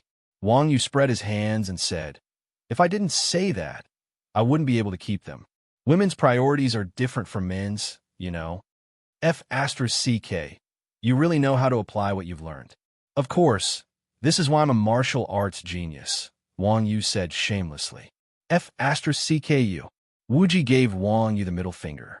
Wu Ji was so ashamed that he wanted to find a hole to hide in. Yi Shu and the other two girls were still making a fuss. Big brother Wu Ji must look good in female clothes. Not bad, not bad. I have a few here. Do you want to try them? Summer snow and winter flowers started rummaging through their backpacks. Wang Yu said confidently, "Wu Ji has professional outfits. Someone will send them over later." Really? Really? The girls' eyes were sparkling, and their hearts were filled with anticipation. "Old dog Wu Ji, where you guys?" Just as they were chatting, a voice suddenly came from the entrance of the city lord's mansion. "Go inside." They looked back and saw Mingdu poking his head out as he walked over. Wang Yu quickly responded. At that time, everyone saw two young ladies following behind Mingdu. They were Yang Na and Ling Longmeng. When he saw Ling Longmeng, this demon, also come, Wu Ji covered his face in despair. "Why the hell did you bring her here?" Mingdu said with a cheeky smile. "Did you forget that they split the flower demon outfit?" "Of course, even if they didn't know, I didn't plan on hiding it from them." "Ha ha." When Ling Longmeng saw Wu Ji, she couldn't help but laugh out loud before she even said anything. She threw the flower demon set to Wu Ji and said breathlessly, "Wu Ji, hurry up and put it on for this old lady to see." Although Yang Na didn't say anything, the light in her eyes was no different from Yi Shu and the other two. Wu Ji's forehead was full of sweat. "I'm not feeling well, and I suddenly don't want to wear it. Since the two of you are here, you can go inside and help old Neo find something. Old Li and I will wait outside." When Exquisite Dream heard that Wu Ji wasn't going to wear it, her eyes grew cold, and she said fiercely, "Don't talk nonsense. I came here just to watch the show, and you say you're not going to wear it? Old cow, old Li, hold him down. I'll put it on for him." Good, good, good. Mingdu had been tricked by Wu Ji last time. Now that he'd gotten his revenge, he jumped out excitedly and rolled up his sleeves to grab Wu Ji. Wang Yu said awkwardly, "Isn't this too cruel?" As soon as Wang Yu finished speaking, the five girls glared daggers at Wang Yu and said in unison, "Why don't you wear it?" "No, no, no." A layer of cold sweat appeared on Wang Yu's forehead, and he hurriedly said, "This outfit and Wu Ji are a match made in heaven. Old cow, don't go against your conscience." Wu Ji shouted. Wang Yu said sternly, "I won't go against my conscience. This is justice. Wu Ji, hurry up and put it on. Don't force me to do it." Fuck. With the bastard Wang Yu here, Wu Ji knew he couldn't escape. Tears welled up in his eyes as he silently accepted the flower demon's set and put it on. The flower demon's set stats were quite overpowered. It could forcibly increase a player's appearance and physique. Even an ugly guy like Mingdu would look like a beautiful woman after putting it on, let alone Wu Ji. Although Wu Ji was ruthless and evil, he had a good appearance. Normally, Wu Ji looked like a handsome scholar. Now that he was wearing the flower demon's set, he looked amazing. Uncle Neo, a pure author like him, could not possibly write this kind of womanly feeling with such a curvy chest and a slender waist and long legs. Everyone was dumbfounded. After a while, everyone came to their senses. There was actually a trace of jealousy in the girl's eyes. Mingdu, in particular, stared at Wu Ji. He stretched out his hand and slapped Wu Ji's butt. At the same time, he laughed and said, "Fine, Wu Ji. If I didn't see you put on the clothes, I wouldn't have known it was you. Don't take it off. Go back and let your brothers have fun. Get lost." Wu Ji slapped Mingdu's hand away and glared at Mingdu. He then looked around and said, "Let's go. We have important matters to attend to. Let's go." After saying that, Wu Ji quickly walked into the backyard. Ha ha! Everyone laughed. Wang Yu and the girls followed Wu Ji into the backyard. Mingdu wanted to continue taking advantage of Wu Ji, so he followed and tried to sneak in. However, he was mercilessly thrown out by the guards. The layout of the backyard was similar to the front yard. The only difference was that the backyard was filled with all sorts of plants. It was green and full of life. There was a beautiful middle-aged woman sitting at a stone table in the yard, daydreaming. Wang Yu casually cast a detection spell, and the woman's attributes appeared. Depressed Arya, Madam of the City Lord, background introduction. Yu Huiqing City, Lord Count Willie's wife. She seems to have something on her mind. There were no attributes and only an introduction. It seemed like she was just a background NPC. Background NPCs were the same as the residents of Yu Huiqing. They were created to cater to the game's setting and were usually useless. After everyone saw Arya's status, they instinctively ignored her and continued to walk forward. At this moment, Arya suddenly asked in a low voice, "Who are you? Why are you in my yard?" Huh? An intelligent NPC at that? Everyone was shocked when they heard Arya's words. They quickly turned around to look at her. It was common knowledge in the game that an NPC who spoke to a player was either given a quest or was an intelligent NPC. Now, they were trespassing. If it was the former, not only would they not be investigated, they might even be given a quest. If it was the latter, it would be over. Not only would the city lord be alerted, but the shamelessness of the system would also make it impossible for everyone to not be scammed. Therefore, Arya's actions stunned everyone. They didn't know what to do. Of course, we're here for something. Just when everyone was at a loss as to what to do, Wuji smiled and welcomed them. Arya looked at Wuji and was stunned. Then, she frowned and said, "This is private property. What you're doing is very rude. I'll get the guards to chase you out." With that, Arya was about to call for the guards when Wang Yu suddenly rushed out from the side. He covered Arya's mouth with his left hand and grabbed her neck with his right. Chapter 9:16. Who would have thought that AI Leah wasn't afraid of Wang Yu? Instead, she pushed Wang Yu's hand to the side. "You won't dare to kill me," Arya said calmly as she looked at Wang Yu. Wang Yu could not help but let go of Arya's neck. That's right. Although Wang Yu could kill Arya easily, Wang Yu was only saying it. He did not dare to take action. NPCs were different from players. NPCs like Arya were commonly referred to as civilians. They could not be resurrected after death. Wang Yu dared to kill players because he had enough honor points, which allowed him to do as he pleased in Wuji. However, if he attacked civilians, Wang Yu's honor points would be useless. This was because players and NPCs were two different species. It was just like how robots in the real world could be exempted from punishment as long as they contributed enough. However, if a robot attacked a human, it had to be destroyed. As for how serious the consequences of killing civilians were, Wang Yu did not know. However, the last person who dared to do so was already wanted by all the NPCs in 300 main cities. In any case, Wang Yu was the guardian of Afterglow City. No matter how good she was at fighting, she wouldn't dare to take such a risk. After all, it was just a game. No matter how capable she was, she couldn't make it so bad that she couldn't survive in the game. "But you won't dare to shout," Wang Yu said with a smile. Arya was stunned. "Why do you think so?" Wang Yu said, "We're here for a quest." Arya did not say anything. She looked at Wang Yu carefully and pointed at the stone bench behind her. "Sit down and talk."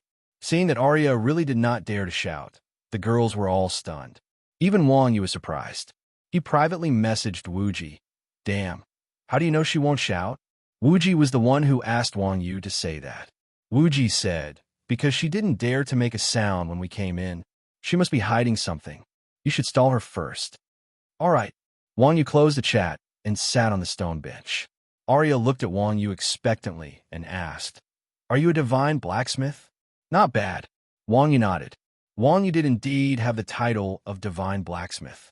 Although a player's title could not be seen as long as it was not hung on their head, to NPCs, all of a player's titles were transparent. "So you're here because of your teacher, Simba?" Alilia asked softly. Her voice was trembling when she mentioned Simba. "What does that mean?" Hearing Arya's words, the channel almost exploded. Everyone's gossipy spirit was instantly ignited. This woman seems to have an unusual relationship with the craftsman god Simba. Wang Yu shared some of the things he knew. Oh my god, I didn't expect to get such an unexpected reward. Old cow, let's see if we can get anything out of her. Everyone clenched their fists in excitement. Wang Yu nodded at Arya, indicating that she did not agree or disagree. Sigh. Arya sighed and said, "It's been so many years, but he's still the same. Please pass this letter to him." Arya sighed as she took out an exquisite letter. Even though Wang Yu had never experienced her school days, as long as a normal person was not stupid, they would be able to tell that this was a love letter. System notification. You have triggered the hidden quest Arya's worries. Do you accept? Seeing the system notification, Wang Yu finally understood. So it was his divine blacksmith title that had triggered the quest. All right, I accept. Looking at the system notification, Wang Yu hesitated for a moment. Although he did not want to accept the quest, he still took the letter in his hands. Wasn't it just delivering a letter? It wasn't like he was a pimp. System notification. You have accepted the hidden quest Arya's worries.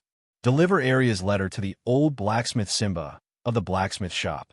Arya's letter 1/1. There was not even a quest level or description.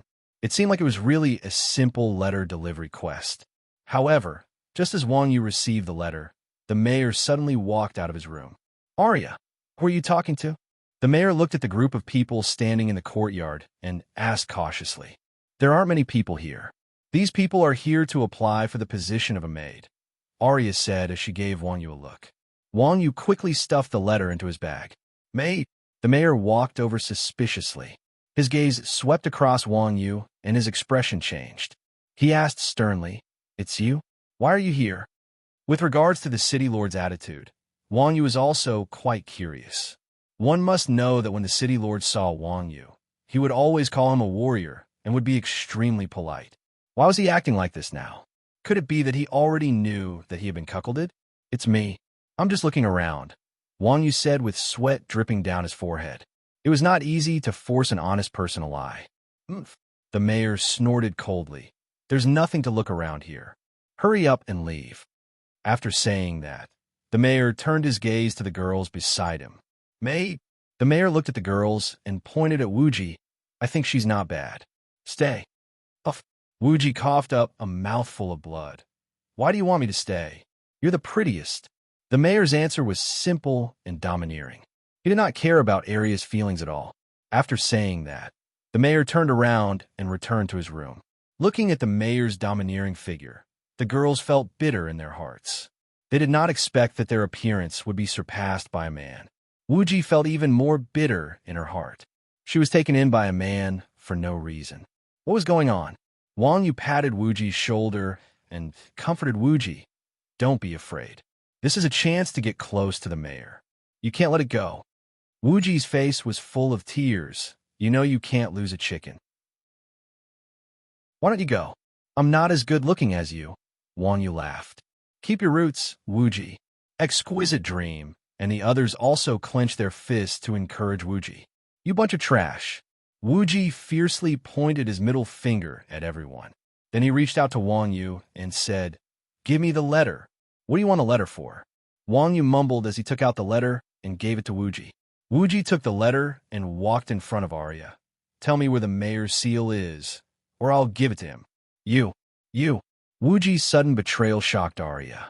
She angrily pointed at Wuji and Wang Yu and said with a trembling voice, You will get what you deserve. Wuji, why are you like this? Wang Yu couldn't help but ask Wuji. It couldn't be helped. Wang Yu had never done something like this before. Simba was half a teacher to Wang Yu. What he did was indeed unacceptable to Wang Yu. Wuji sternly said, What do you mean, so what? Her actions are immoral. I'm only doing this to uphold justice. As long as she is willing to tell me where the mayor's seal is, I can turn a blind eye to this matter. You can also continue to help her deliver the letter. For the fastest and most up-to-date novel reading, please visit Chapter 9:17. Wang Yu was about to retort, but after some thought, he realized that Wuji was right. He couldn't let this kind of behavior go. At the thought of this, Wang Yu shrugged his shoulders and stood beside Wuji. His intention was clear. Don't force me. I'll count to 3. If you don't tell me, I'm going in. Seeing that Wang Yu had silently agreed to his behavior, Wuji was even more confident and was about to walk into the house. Arya was still quite wary of the letter in Wuji's hand. Seeing that Wuji was really going to walk into the house, Arya quickly said, I'll talk. Give me the letter. Wuji sneered. I don't trust the character of an NPC. You go first. Anyone who had been tricked by an NPC several times would never trust an NPC's character. Sigh. Arya sighed and said helplessly, The seal is on the table next to the bed. Give me the letter. Hee hee. Wuji laughed and said, Not yet.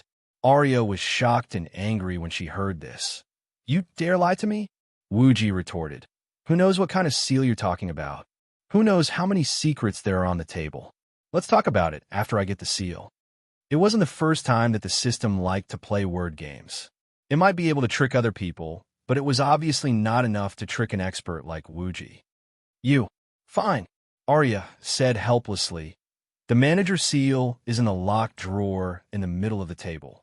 This is the key. As she spoke, Arya took out a key from her pocket. This is the key to the seal. Just as Wuji was about to take the key, Wang Yu stared at the key suspiciously. Arya looked at Wang Yu and Wuji meaningfully. She took out another key and said, This is Aya. The city lord gave you such an important key to keep. The city lord treats you so well. Do you have the heart to treat him like this? Wuji took the key and asked with a smile. Arya ignored Wuji's nonsense and said with hatred, Can you give me the letter now? Ha! Wuji smiled and handed the letter to Wang Yu. How can that be? Don't we still have a mission to do? We are devoted to one person until the end. Hearing this, Arya trembled and remained silent. After a while, she gritted her teeth and said, You're ruthless. At the same time, Yi Yeshu and the others were dumbfounded. They had never seen anyone play the game like this. How is this possible? How did you know she would lie to you? From Wuji using the quest item to blackmail the NPC, to Arya deceiving everyone, and then to Arya passing off a fake eye as the real one, Yi Yeshu's tricks were thrown out one after another.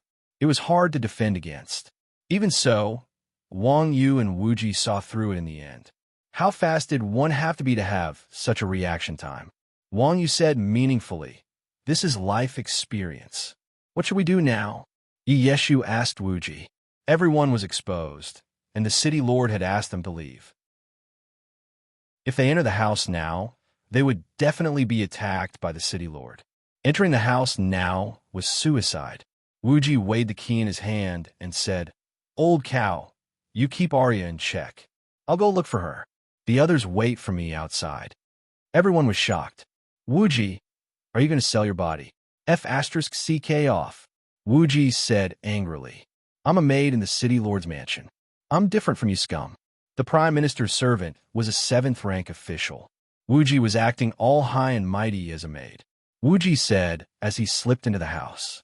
The city lord approved of his actions and didn't attack Wuji. It was good to be a woman. Wang Yu and the others stood outside the door, waiting for news of Wuji's success. But after a while, Wuji still didn't move. Exquisite Dream couldn't hold it in anymore. She shouted in the chat, F***ck Wuji, what are you doing in there? You're not sleeping with the city lord, are you? Wuji quickly replied, F***ck. The city lord isn't sleeping in his bedroom. I've already cleaned the room 3 times, and he's still reading. Everyone was speechless. Then what do we do? Why don't we retreat first and wait for nightfall before you make your move? Does Yu Huicheng have nightfall? Wuji asked. Exquisite Dream. No, go to hell. Wang Yu also voiced his opinion. I think you should wait until the city lord isn't here before you go in. Don't bullshit. By then, the city lord will already know where the seal is. Wuji said, If there's a chance, then make it. If there's no chance, then make it.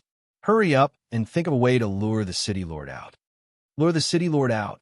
Wang Yu was stunned. He asked the girls, How do we lure him out? Exquisite Dream casually said, That depends on what he cares about the most. Isn't his wife outside? Everyone turned to look at AI Leah, then turned to look at Wang Yu with encouraging eyes, and finally nodded their heads firmly. Old cow, it's up to you. Me? Killing an NPC is against the law. Wang Yu is not stupid. He naturally would not do it. I didn't ask you to kill her. You can. Hee hee. Exquisite Dream sneered. We'll help you hold her hands and feet. Damn, that's even worse. Wang Yu quickly waved his hand and retreated. At this time, Wang Yu inadvertently glanced at the courtyard. The city lord seemed to feel something was wrong. He put down the book in his hand and asked Wuji, "Is my room very messy?" "It's all right," Wuji replied with a smile. The city lord vigilantly said, "Since it's not very messy, you're going back and forth. Are you trying to do something?" No, Wuji said in a panic. "I was just attracted by your heroic spirit, and I couldn't help myself." "Is that so?" The city lord smiled and pointed at the bed. "Sit there." When Wuji heard this, his heart skipped a beat. He said in fear, "No, I'll just stand." "All right." The city lord did not mind that Wuji did not want to sit. He said in a serious tone, "Now, you can take off your clothes. Let's be honest with each other." It was obvious that the city lord had already noticed that Wuji was in disguise.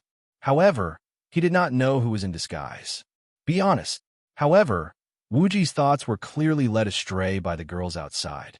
When he heard the city lord's words, he completely panicked. He hurriedly sent a message in the channel. "Are you done yet? This son of AB*TCH is trying to do something to me." Unexpectedly, the girls were not in a hurry. Instead, their faces were filled with joy. "Really? Really?" Wuji wailed. "Big sisters, I beg of you, please stop fooling around."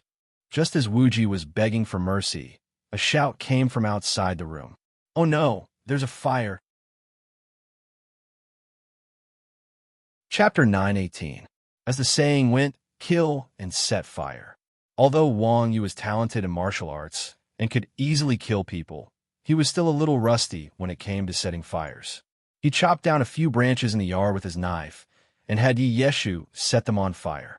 Everyone knew that dry wood had fire and wet wood had smoke. Once the fire was lit, the yard seemed to be fogged up. Soon, the yard was filled with smoke. Hearing the shouts of the fire, the mayor could no longer sit still. He threw Wuji to the side and rushed out of the room.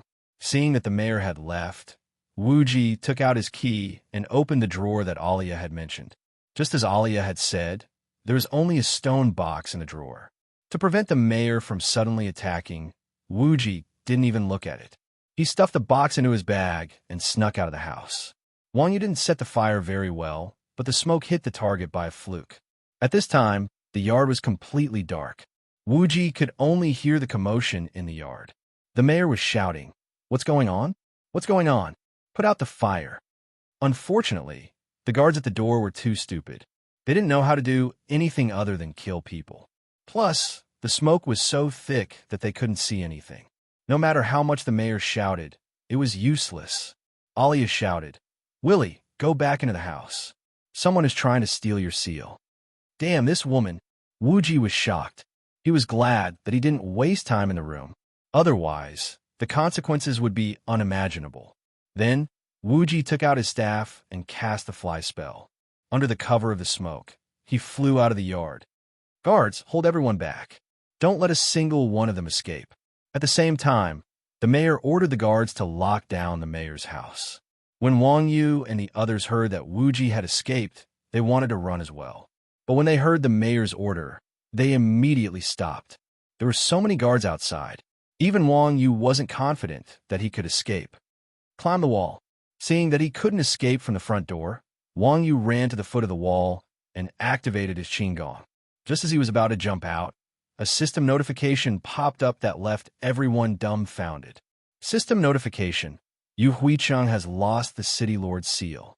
The City Lord's mansion has entered a sealed state. No one is allowed to enter or leave without permission. If you leave by force, you will be forced to abandon all items in your bag. Holy **T. Wuji stole the Castellan seal? After seeing the notification, everyone realized what Wuji had stolen. No wonder the city lord made such a big commotion. It turned out that he had stolen the wrong thing. Otherwise, according to the trial mission standards, as long as Wang Yu and the others took the seal, It would be considered a private item, and the city lord wouldn't have the right to question it. Unlike now, he was like a crab in a jar, stuck in the courtyard and unable to get out. Exquisite Dream and Yang Na were the most unlucky. These two girls had come to watch the commotion, but they ended up being locked up. It seemed that it wasn't easy to be a spectator. Without the girls and Wang Yu adding fuel to the fire, the branches in the courtyard automatically extinguished. The smoke also slowly dissipated, revealing the figures of Wang Yu and the others. The city lord angrily walked in front of Wang Yu and angrily shouted, "Hand over my seal." Wang Yu shook his head and said, "The seal isn't with me." Even if it isn't with you, you still have something to do with it." The city lord coldly snorted and said, "Before the seal is returned, none of you will be able to leave. You're being unreasonable. Who did we offend?" Exquisite Dream asked, unwilling to give up. Exquisite Dream's thoughts were still stuck in the normal mode of online games. It was normal for online players to go to an NPC's house and rummage through it to find something. However, this was Rebirth, a virtual game that highly replicated the rules of the real world. Faced with Exquisite Dream's questioning, the city lord's reply left everyone speechless. "My house lost something, and you just happened to be in my courtyard. Who did you offend? In short, if you don't hand over the item, none of you will be able to leave." The city lord's attitude was firm, and it definitely didn't seem like he was joking. Seeing that he was serious, Exquisite Dream was also afraid. After all, being locked up in the game was equivalent to being banned. Thus, Exquisite Dream hurriedly sent a message in the guild channel. "This is bad, Wuji. Quickly return the item." After Wuji flew out of the city lord's mansion, he didn't dare to stay any longer. He flew all the way to Chuanjin's office before he could finally calm down. Seeing Exquisite Dream's message, Wuji was puzzled. "What's wrong? Didn't the city lord say? As long as we get the seal, it's fine." As he spoke, Wuji had already opened the box. Inside the box was a huge golden seal. "Huh, aren't there two?" Wuji rubbed his nose in puzzlement. At this time, Exquisite Dream sent another message. "You took the wrong one. Quickly return, or else he won't let us leave." Took the wrong one. Hearing this, Wuji was stunned. He casually took the seal out of the box. At this time, a line of information appeared in front of him. City Lord Yu Huicheng's seal. Unique item. It represents Yu Huicheng's highest administrative authority. The user will become the master of Yu Huicheng. User requirements. Yu Huicheng's reputation must reach 5,000. Honor must reach 1,000. And the title of Yu Huicheng's guardian must be obtained.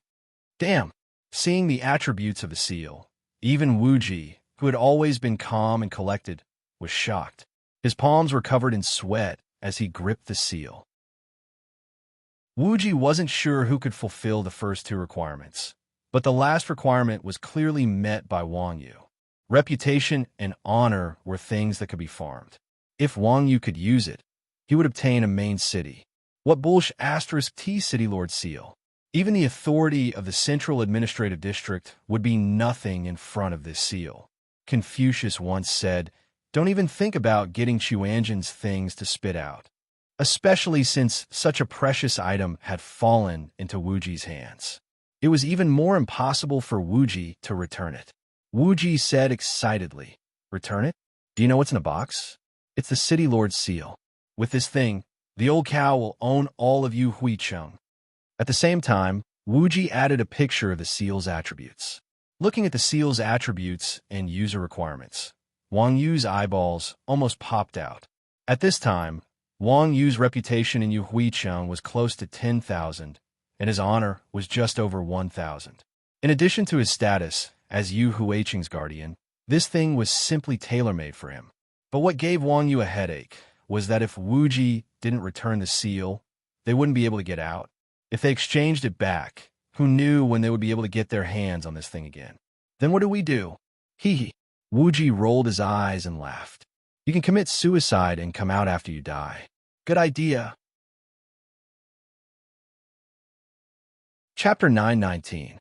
Even though Wuji had the Castellan's seal, Wang Yu and his gang were still trapped within the Castellan's mansion.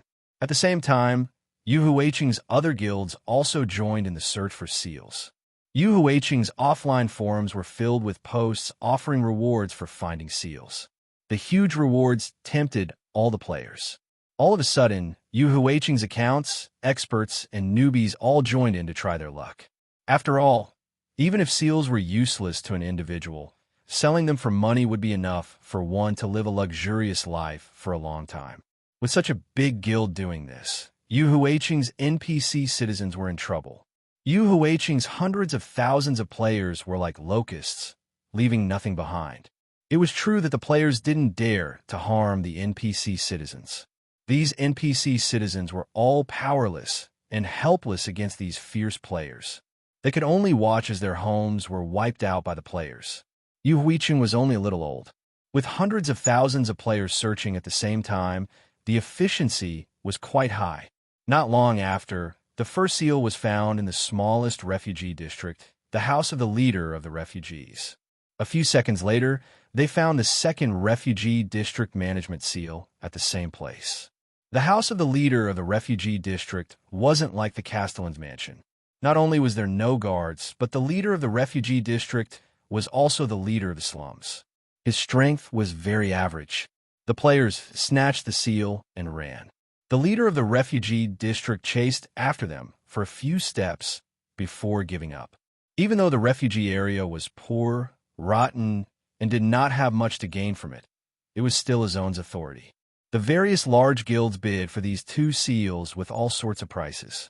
In the end, the two seals were bought by Finger Heavens for the high price of 100,000 gold coins. That lucky guy became a beacon in the hearts of Yu Huiqing's players. Everyone once again went into a frenzied search. Shortly after, the two seals of the development district were found. Although the development district was a new district and wasn't rich, its economy wasn't completely covered by NPC shops. It was the district with the most profits.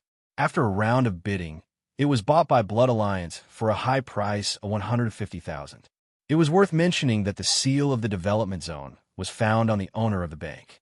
The appearance of these seals made the players realize that something as important as a seal would definitely not be in a commoner's home. The owner must be either rich or noble. With this in mind, everyone turned their attention to the houses of Yu Huiqing's officials and merchants. There were only a few rich and powerful NPCs in a main city. This discovery greatly narrowed down the players' search area, and one seal after another was discovered by the players. Of course, the NPCs that held the seals weren't pushovers. After a series of intense battles and fights between players, the seals of the other four city districts fell into the hands of players. In the end, just as everyone expected, Yu Huiqing's management rights were split between Blood Alliance and Sword in the Heavens. The seals of the West and North districts were obtained by Blood Alliance. The seal of the East district was obtained by Sword in the Heavens, and the seal of the South district was obtained by two smaller guilds. Under the threat of "don't shoot," the two smaller guilds had no choice but to hand the seals over to Sword in the Heavens. Although the two guilds obtained the management rights of the three districts, the seal of the Central District that Blood Red War Flag and Don't Shoot were most concerned about did not appear. The locations of the 6 city district seals were already very clear. Even an idiot would be able to guess that the last 2 seals were definitely hidden in the city lord's residence. With this thought, the 2 guild leaders quickly led their guilds to the entrance of the city lord's residence. However, when they arrived at the entrance, they discovered that the city lord's residence had already been locked down by the guards, not allowing outsiders to enter. Blood Alliance and Sword in the Heavens had just stolen so many seals from the NPCs, and their momentum was like a hot knife through butter. They thought that the guards of the city lord's residence weren't much different from the NPCs from before. Seeing so many of them being stopped by a mere 2 guards, they were naturally infuriated. Science had proven that when people were satisfied, they would do some unimaginable things. Blood Red War Flag and Don't Shoot were no exception.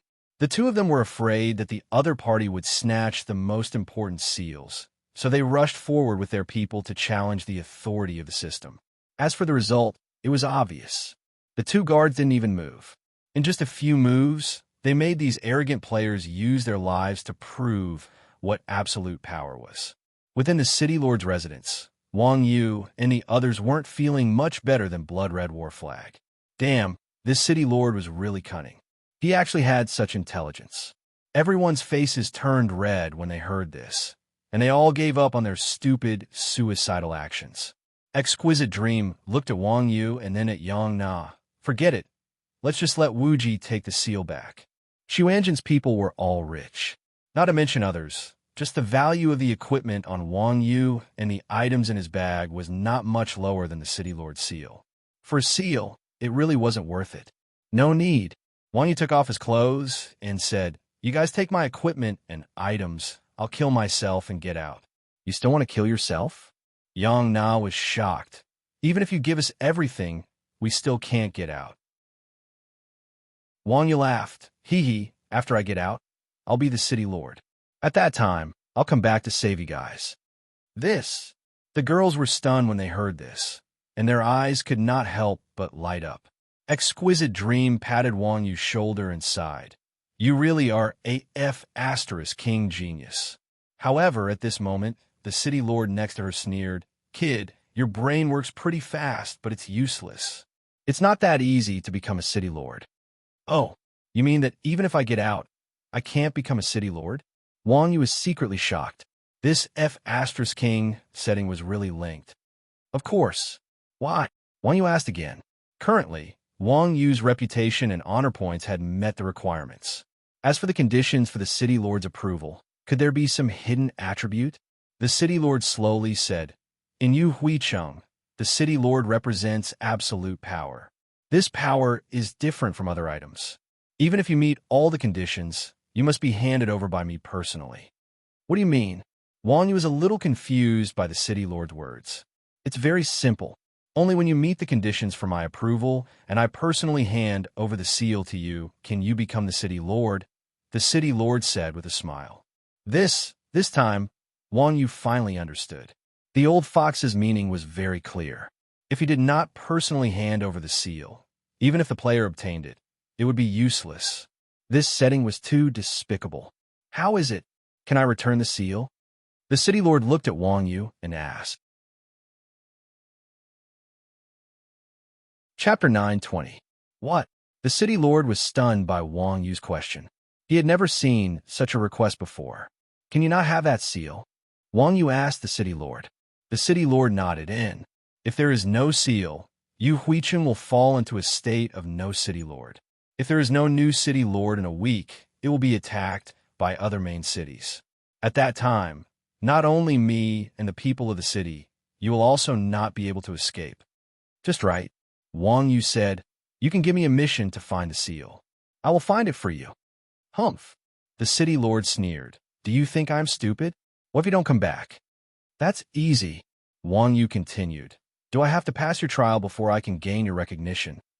The city lord said, Not bad. Then give me another trial mission. I will go find the seal after I pass your trial." Wang Yu said. "Is there any difference?" The city lord asked with narrowed eyes. No matter how many missions he took, once Wang Yu left the city lord's mansion, he could run wherever he wanted. "There is," Wang Yu said. "If I pass the trial, the city lord's seal is mine.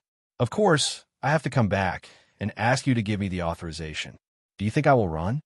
"Well, so you were waiting for me here. I didn't think you would have this idea."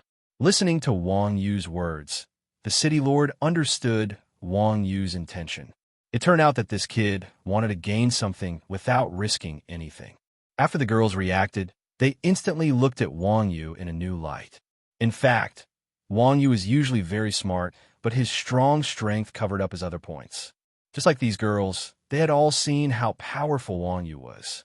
Everyone thought that Wang Yu was just a violent maniac with a brain full of muscles. Who knew that Wang Yu had such a treacherous side? It had to be known that the city lord's trial mission was not something that could be accepted just because one wanted to. Wang Yu was clearly in a difficult situation, yet he was still able to turn around and ask the city lord for a mission. This kind of behavior was something that most people would not even dare to think about. The city lord was not angered by Wang Yu's unreasonable request. Instead, he narrowed his eyes and said, Do you think the city lord trial is easy? Wang Yu smiled and said, if I can't pass the trial, I'll have my friend find a seal and then send it over. What if I don't agree? The city lord sneered. Wang Yu said, it doesn't matter. There will be people attacking the city in 7 days. We players will at most lose levels, but we'll be able to train back quickly. You NPCs won't revive, right? Are you threatening me? The city lord said unhappily. No, I'm thinking about the people of the city. Wang Yu smiled. Ha ha ha. Interesting. The city lord laughed and said, you have brains and ability. Moreover, all of your other attributes meet the city lord's requirements. It seems that in all of you Hui Cheng, there's no one more suitable than you to accept this trial mission. You flatter me, Wang Yu said modestly. That's the truth. The city lord said, but you have to think carefully. My term of office still has 2 years left. This isn't a quest that current players can accept. If you fail this time, you won't have another chance. For the people of the city, I'm willing to give it a try. Wang Yu said shamelessly. The city lord laughed heartily and said, haha, since you want me to retire early, I'm happy to be idle. The trial mission is very simple. You just have to defeat me. System notification. You have accepted the ultimate trial mission, the young city lord. Mission level S. Mission background. City Lord Willie wants to retire early. The new owner of Yu Huicheng must be a dragon among men. Only a person with both wisdom and courage can obtain the approval of the old city lord. Mission objective. Defeat Shocking the West's rushing thunderhand. Willie 0 out of 1 inch O. So it's this simple. Only then did Wang Yu realize that what the city lord meant by simple was the antonym of complicated and not the antonym of difficult. Shocking the West's rushing thunderhand, Willie. Don't say anything else. Just this name was enough to make people fearful. This was the title format of an epic boss. To be able to sit in the city lord's position, it was very clear that he was also an epic boss. The city lord's strength was who knew how many times higher than Erdis. How is it? Are you afraid? The city lord looked at Wang Yu mockingly. Wang Yu laughed and said, the word afraid isn't in my dictionary. You still owe me a mission. Oh. Hearing Wang Yu's words, the city lord couldn't help but look at Wang Yu in a higher light. The city lord's trial mission was a mission that only opened after the average level of players reached level 80. Don't mention a level 45 smurf, even a level 80 main account would probably panic when they saw this mission. And not only was Wang Yu neither servile nor overbearing, he could still calmly bargain. This calmness wasn't faked.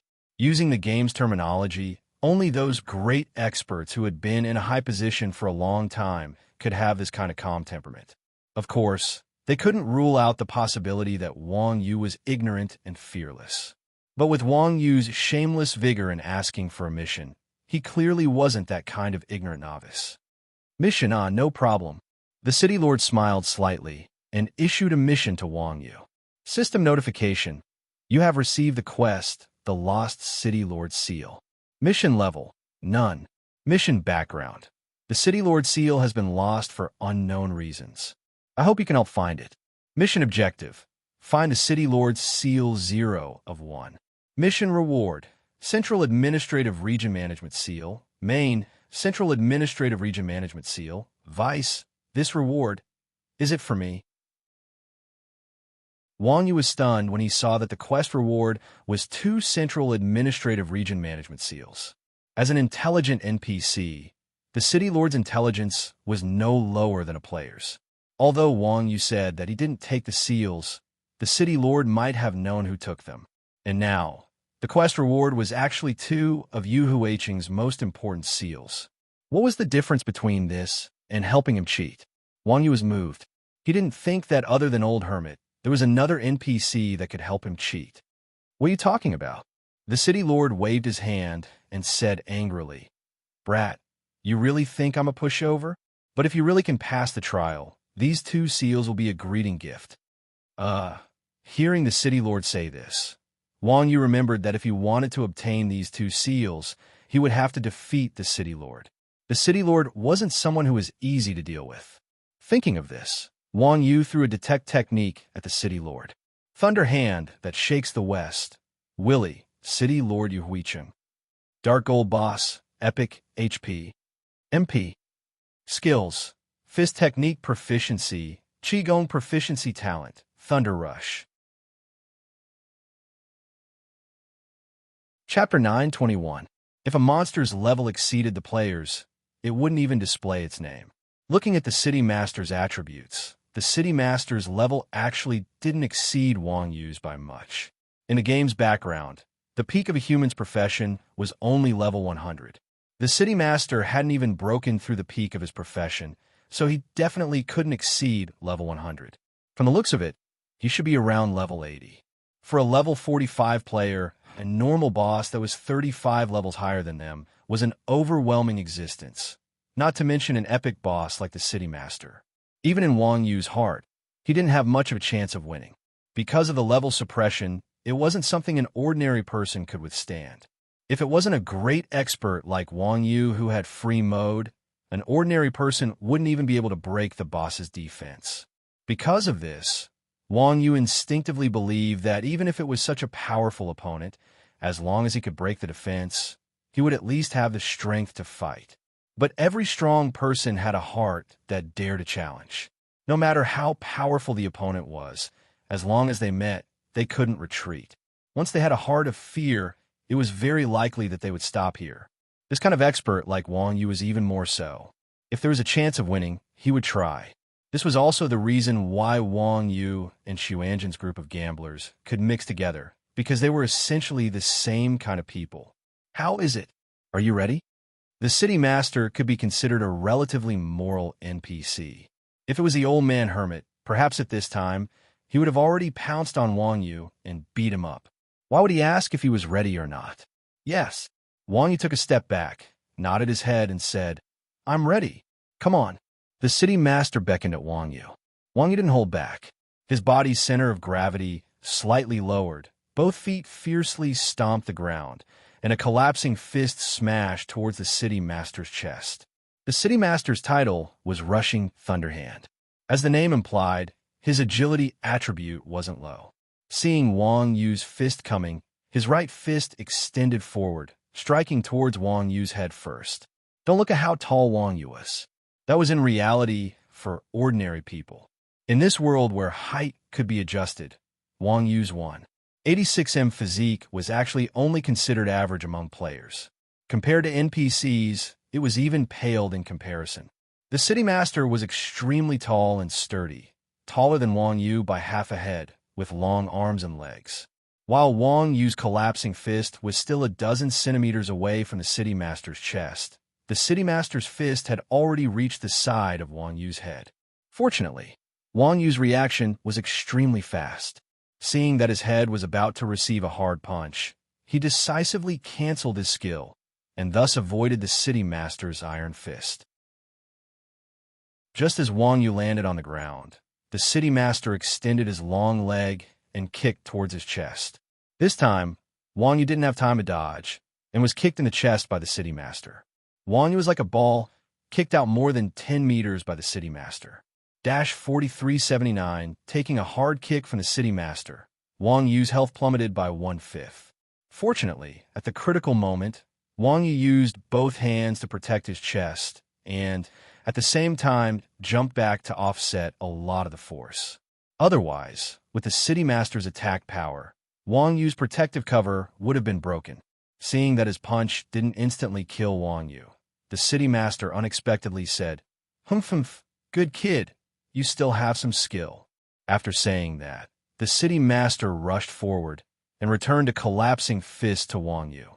The principle of barehanded combat was the same as armed combat.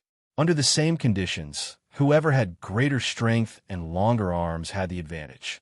Not only did the City Master have long arms and legs, but his attack range was also greater than Wang Yu's. Moreover, he also had the attack power to instantly kill Wang Yu. In this kind of situation, even if Wang Yu was proficient in 100 different skills, he still wouldn't dare to take the attack head-on. No matter how good one's skills were, it was already amazing to be able to block an attack that was several times his own strength. If he tried to block an artillery shell, wouldn't he be looking for death? Wang Yu knew how powerful the city master was, so he hurriedly ducked and dodged the city master's fist. He pounced forward and rolled behind the city master. At the same time, he extended his right leg and kicked the city master's ankle. As a level 80 epic ranked boss, the city master's agility was far beyond Wang Yu's imagination. Seeing Wang Yu roll behind him, he was already prepared. Before Wang Yu's kick could reach the city master had already lifted his leg, turned around, and kicked at him. Wang Yu was shocked and could only hurriedly withdraw his leg and roll again.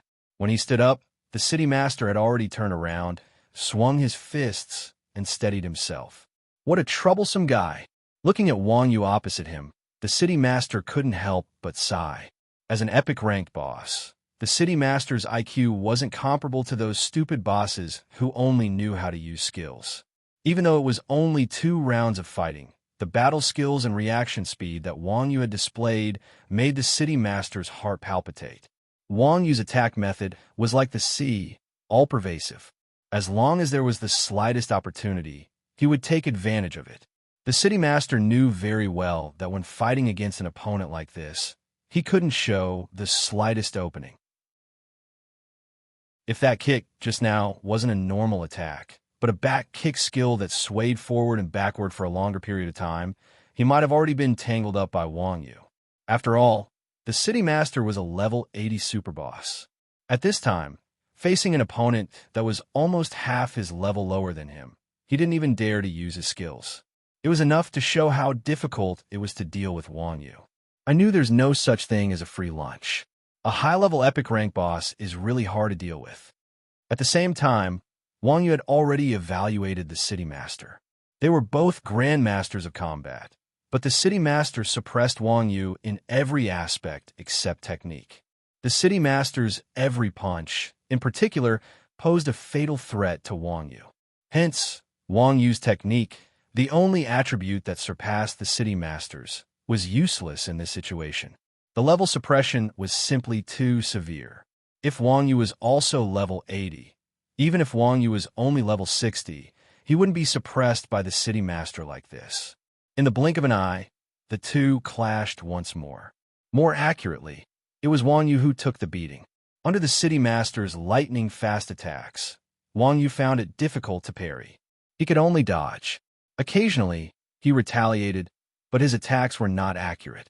His skill completion rate was so low that he couldn't even break through the city master's defense. Since Wang Yu's debut, he had killed countless bosses. This was the first time he had been suppressed so miserably. Exquisite Dream and the others, who were watching the battle from the sidelines, grew anxious when they saw Wang Yu unable to retaliate against the city master's attacks. Seeing that the city master had forced Wang Yu into a corner, Exquisite Dream's temper flared up again. Ignoring Yang Na's attempts to stop her, she raised her crossbow and fired at the city master. Pa! With a soft sound, Ling Longmeng's crossbow bolt hit the back of the city lord's head, interrupting his attack on Wang Yu.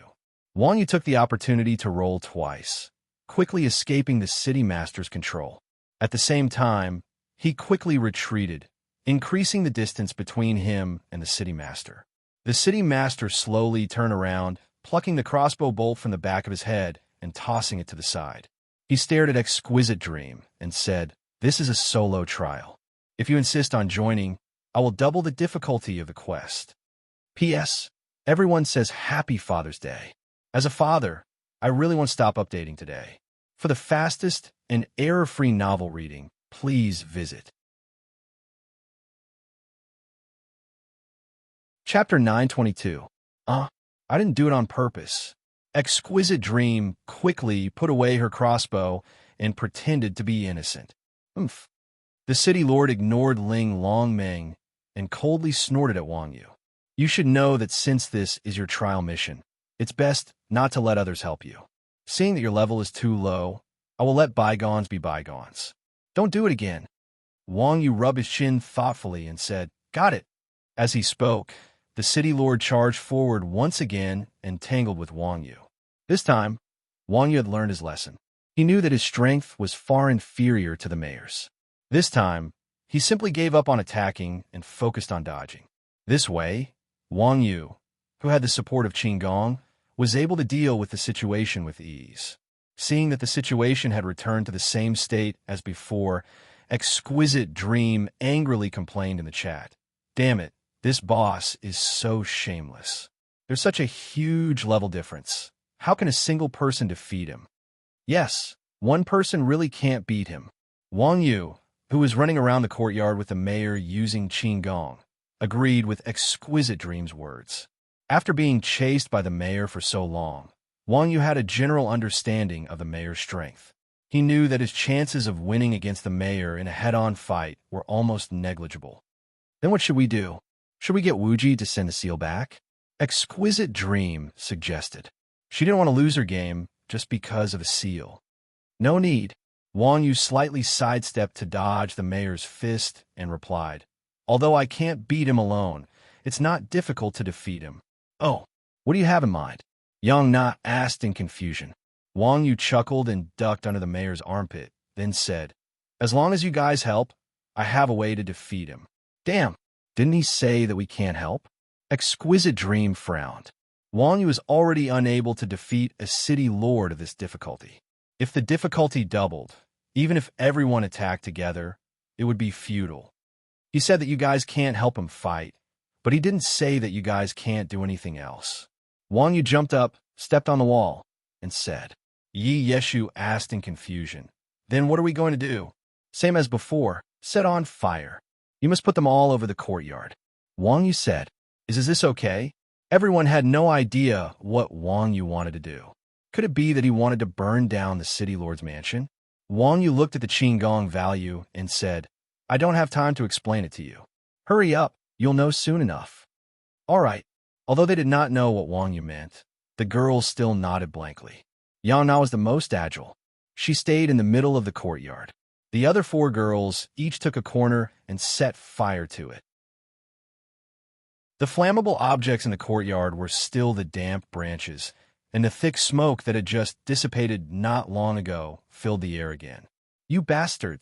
Seeing that the backyard had been set on fire again, the city lord flew into a rage and shouted at the girls without a care for his manners. Wang Yu took advantage of the fact that the city lord was distracted and scolded him on the street to sneak up on him and punch him in the ribs. -2144, 1-inch Aya. The city lord was hit by Wang Yu and was about to retaliate, but Wang Yu had already flashed 5 meters away. Despicable, despicable.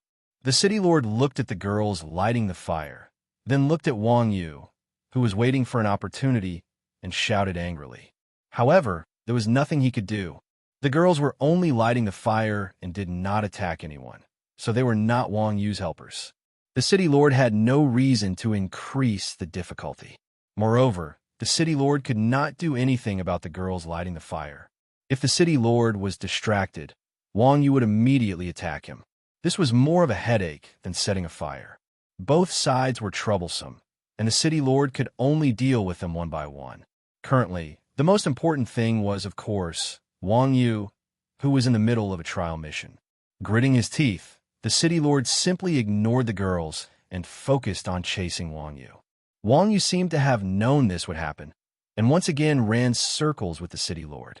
As Wang Yu's agility skills decreased, the entire courtyard was completely covered in smoke. A strange smile appeared on Wang Yu's face. Continue, don't stop. Wang Yu sent a message to the girls. Damn, old cow, don't tell me you want us to suffocate him to death with smoke. Looking at the thick smoke in the courtyard, Exquisite Dream could not help but sigh at Wang Yu's viciousness. Wang Yu said, what do you know? He can't see me now. Exquisite Dream's head was filled with black question marks. Yang Na and Yi Yishu reacted. You want to use the smoke to deal with him? Smart.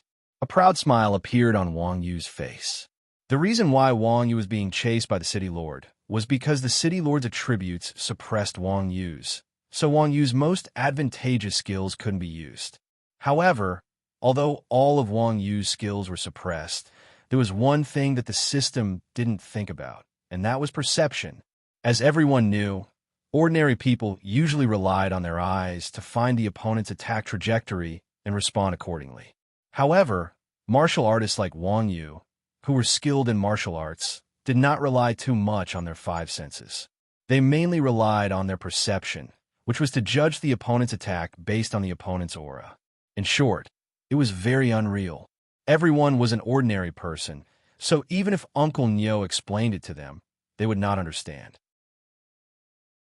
Game designers were also ordinary people, and the programs they designed naturally only had the same five senses as ordinary people. Therefore, the City Lord and Wang Yu also relied on their eyes when they fought. This could be seen from the fact that Ling Long Meng easily launched a sneak attack on the City Lord. Now, the courtyard was filled with thick smoke, and one couldn't even see their fingers in front of them. In such an environment, Wang Yu could clearly distinguish the City Lord's actions through his breath. And because the City Lord's vision was obstructed, he went from being active to being passive, and all of his attribute advantages were greatly reduced.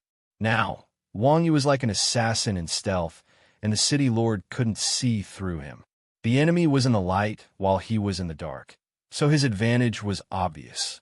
As the saying went, the right time, the right place, and the right people. Just this environmental factor had tilted the scales of victory to Wang Yu's side. Just as Wang Yu expected, the City Lord was completely lost in the thick smoke. When Wang Yu reached the City Lord, the guy was running around anxiously because he couldn't see Wang Yu. "Hi, I'm here." Sensing the direction of the Castellan, Wang Yu purposely alerted the Castellan and greeted him. Hearing movement beside him, the City Lord didn't say a word and swung his fist. Wang Yu smiled slightly and dodged the City Lord's fist. He took a step forward and cut into the City Lord's arms. His fist went up and landed on the City Lord's chin. -24542, the City Lord was caught off guard and was sent flying into the air by Wang Yu. Wang Yu's fists quickly followed up, continuously hitting the City Lord's ribs and abdomen. A string of damage values floated up, and the health bar above the City Lord's head dropped by a small chunk. Just as the City Lord was about to be sent flying, Wang Yu used his knee to grab the City Lord and pull him into his arms. For the fastest and error-free novel reading, please visit Chapter 923. In a fight between experts, it was a competition of who could adapt to the opponent's fighting style first. As an expert among experts, Wang Yu would definitely not lose to a group of programs in this aspect. Although Grandmasters of Combat had short arms and low attack power, the specialty of the class was also very prominent, and that was that the priority of their grab skills was especially high. Therefore, no matter which class piked a Grandmaster of Combat, they would do their best to distance themselves. Otherwise, once the Grandmaster of Combat cut in, it would basically be a game over. After all, the Grandmaster of Combat players who could still persist in piking were all extremely passionate about this class. Almost everyone had a few very skilled combos, and the explosive damage output of a set of combo punches was not lower than that of an assassin. Of course, being able to cut into the opponent's attack range at will was also difficult, but for Wang Yu, this was not a problem. Even if it was a boss as strong as the City Lord at this time, wasn't he being dragged around by Wang Yu and abused?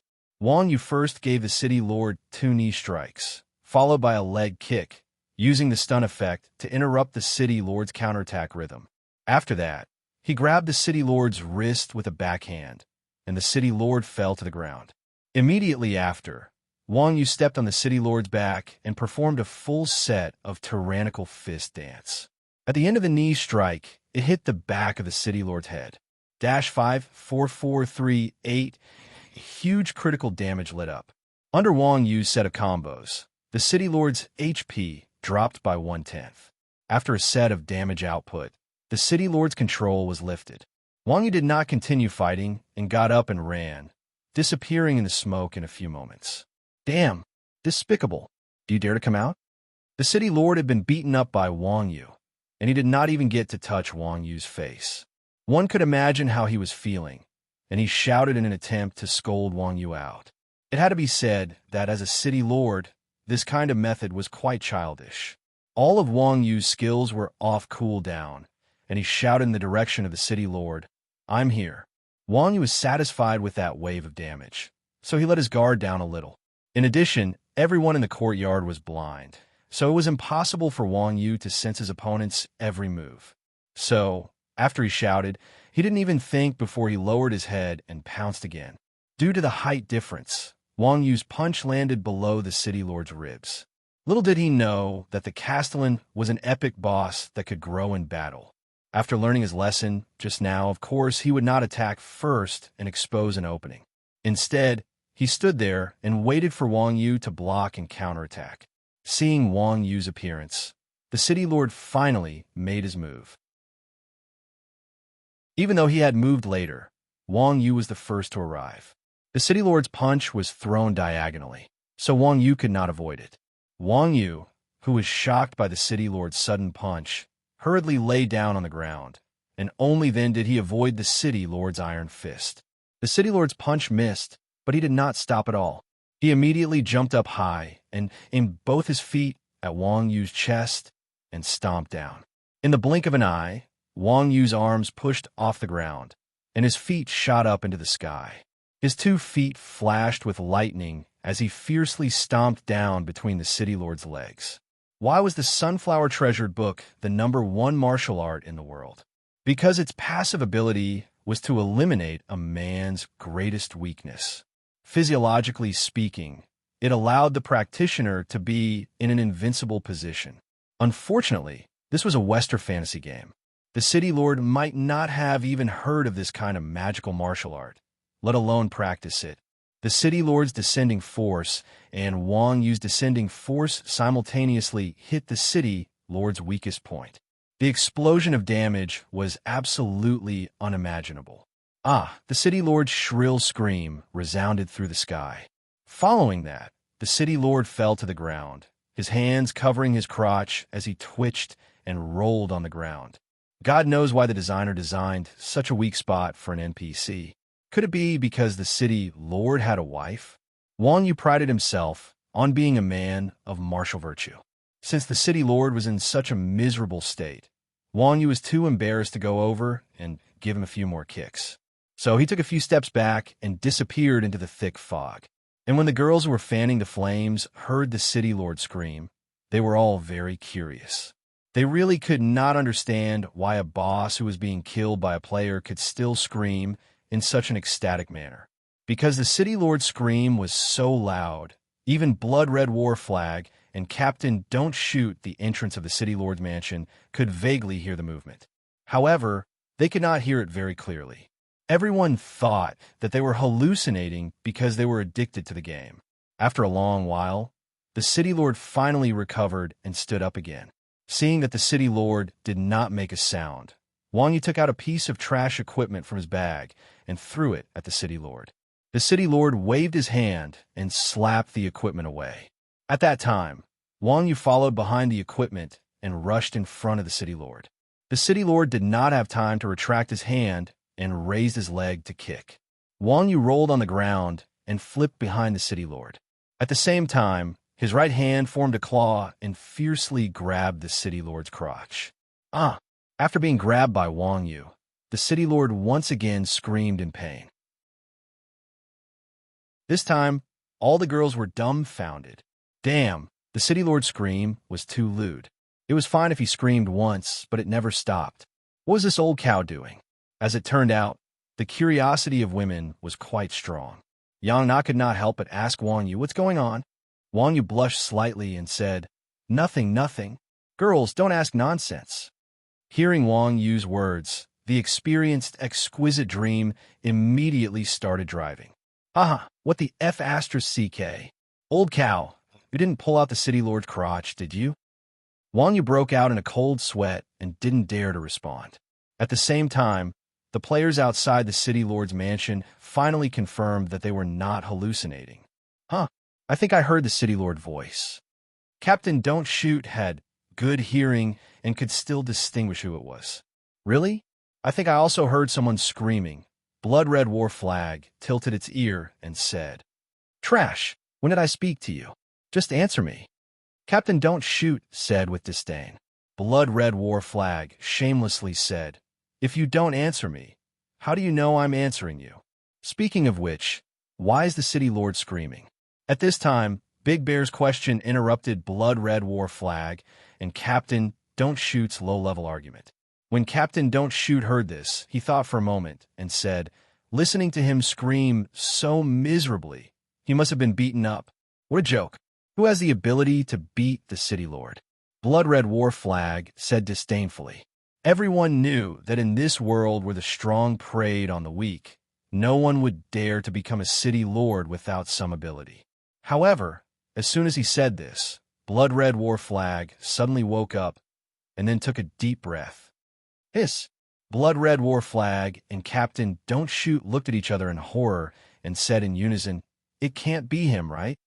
The him that the two of them were talking about was naturally not anyone else. Looking at the whole of Yu Huicheng and even the whole game, the only person who had the ability to fight with the City Lord was that crazy person from Chuanjin. However, no matter how crazy Wang Yu was, he was only a level 45 player. No one thought that Wang Yu would dare to challenge a high-level NPC like the City Lord. Chapter 924.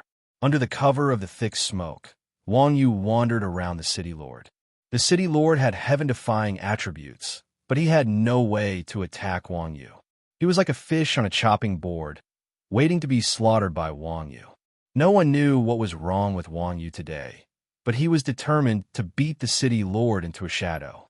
Every move he made was aimed at the City Lord's crotch, and every hit was sure to hit. The City Lord screamed as he was beaten by Wang Yu. Every time the players outside the City Lord's mansion heard a scream, the fear in their hearts would deepen. Finally, when the City Lord's HP fell to 50%, he realized that he couldn't win.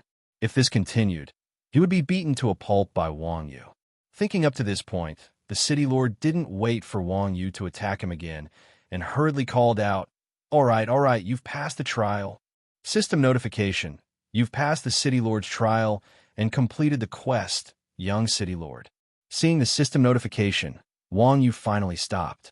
The girls also stopped fanning the flames. After the thick smoke dissipated, the figures of Wang Yu and the City Lord appeared in the courtyard. Having passed the trial, Wang Yu had a relaxed expression on his face and was in a good mood. The City Lord, on the other hand, was battered and exhausted.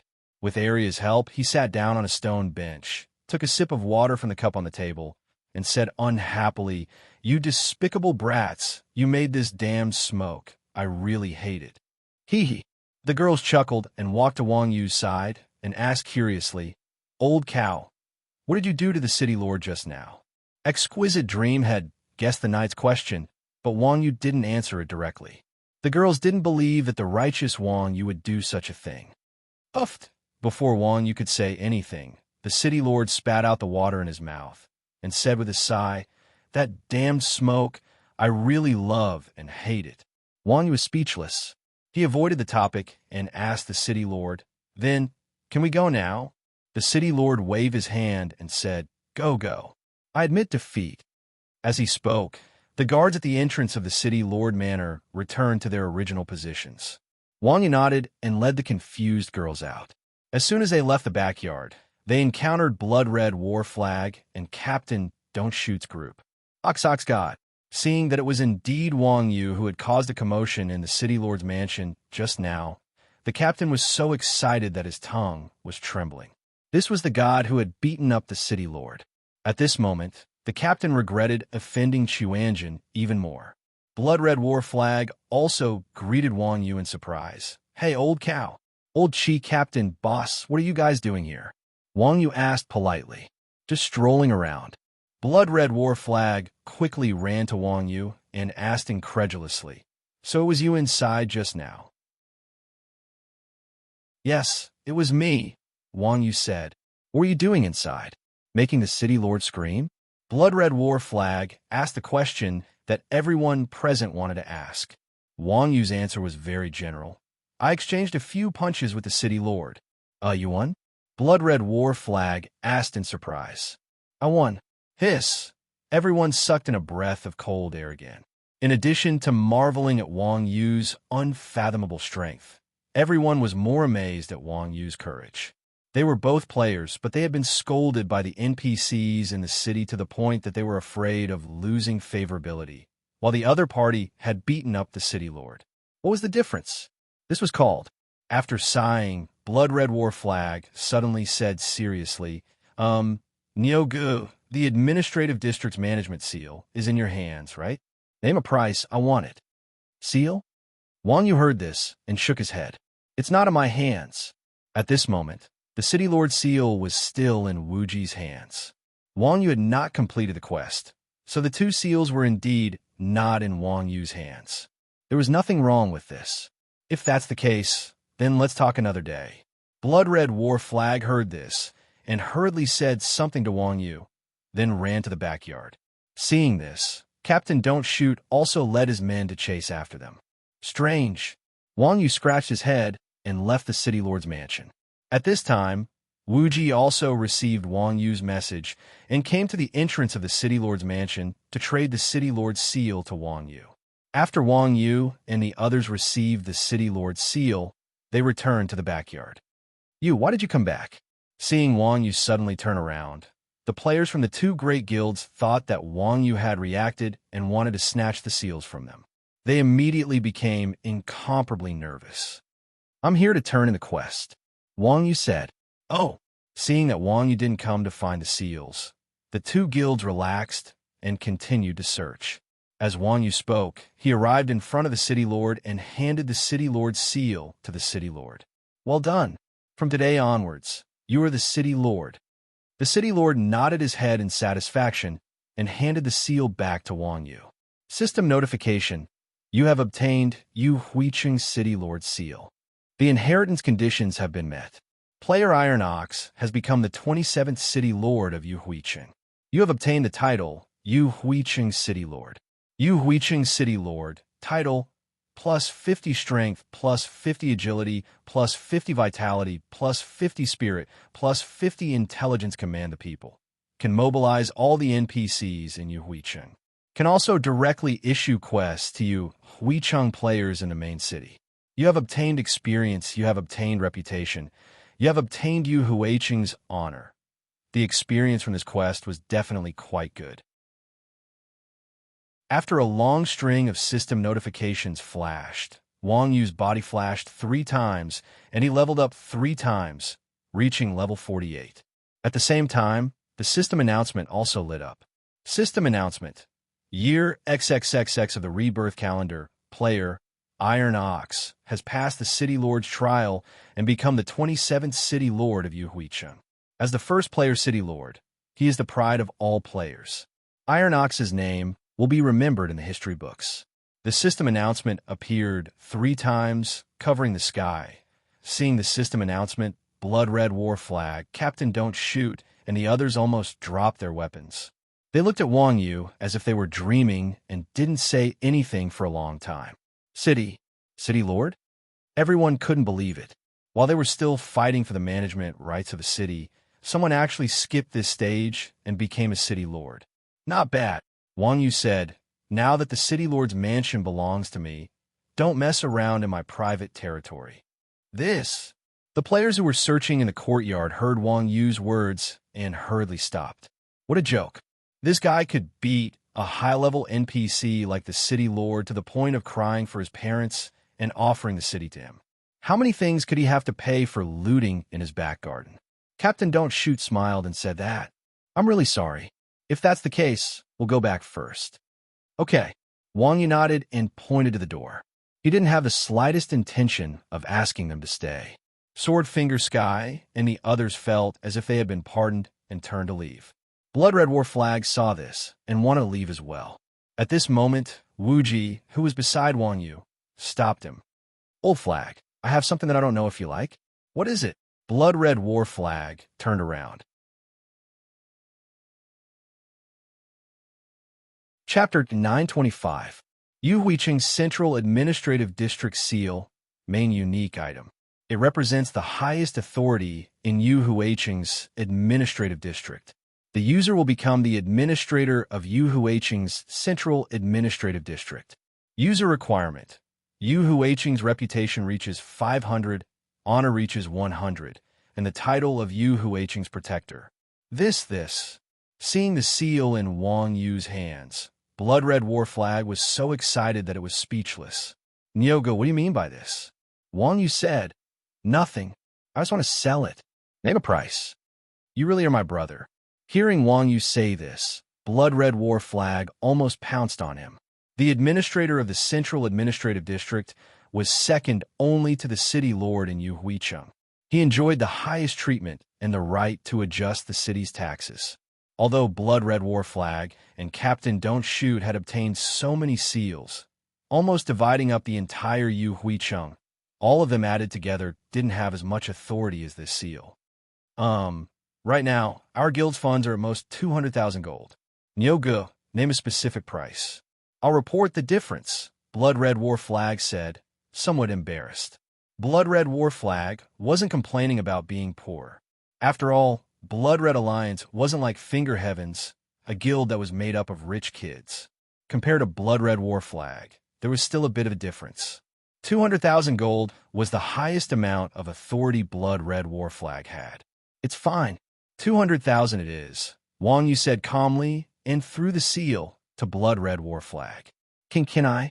Blood Red War Flag looked at the seal in its hands in disbelief. Blood Red War Flag wasn't a noob like Wang Yu.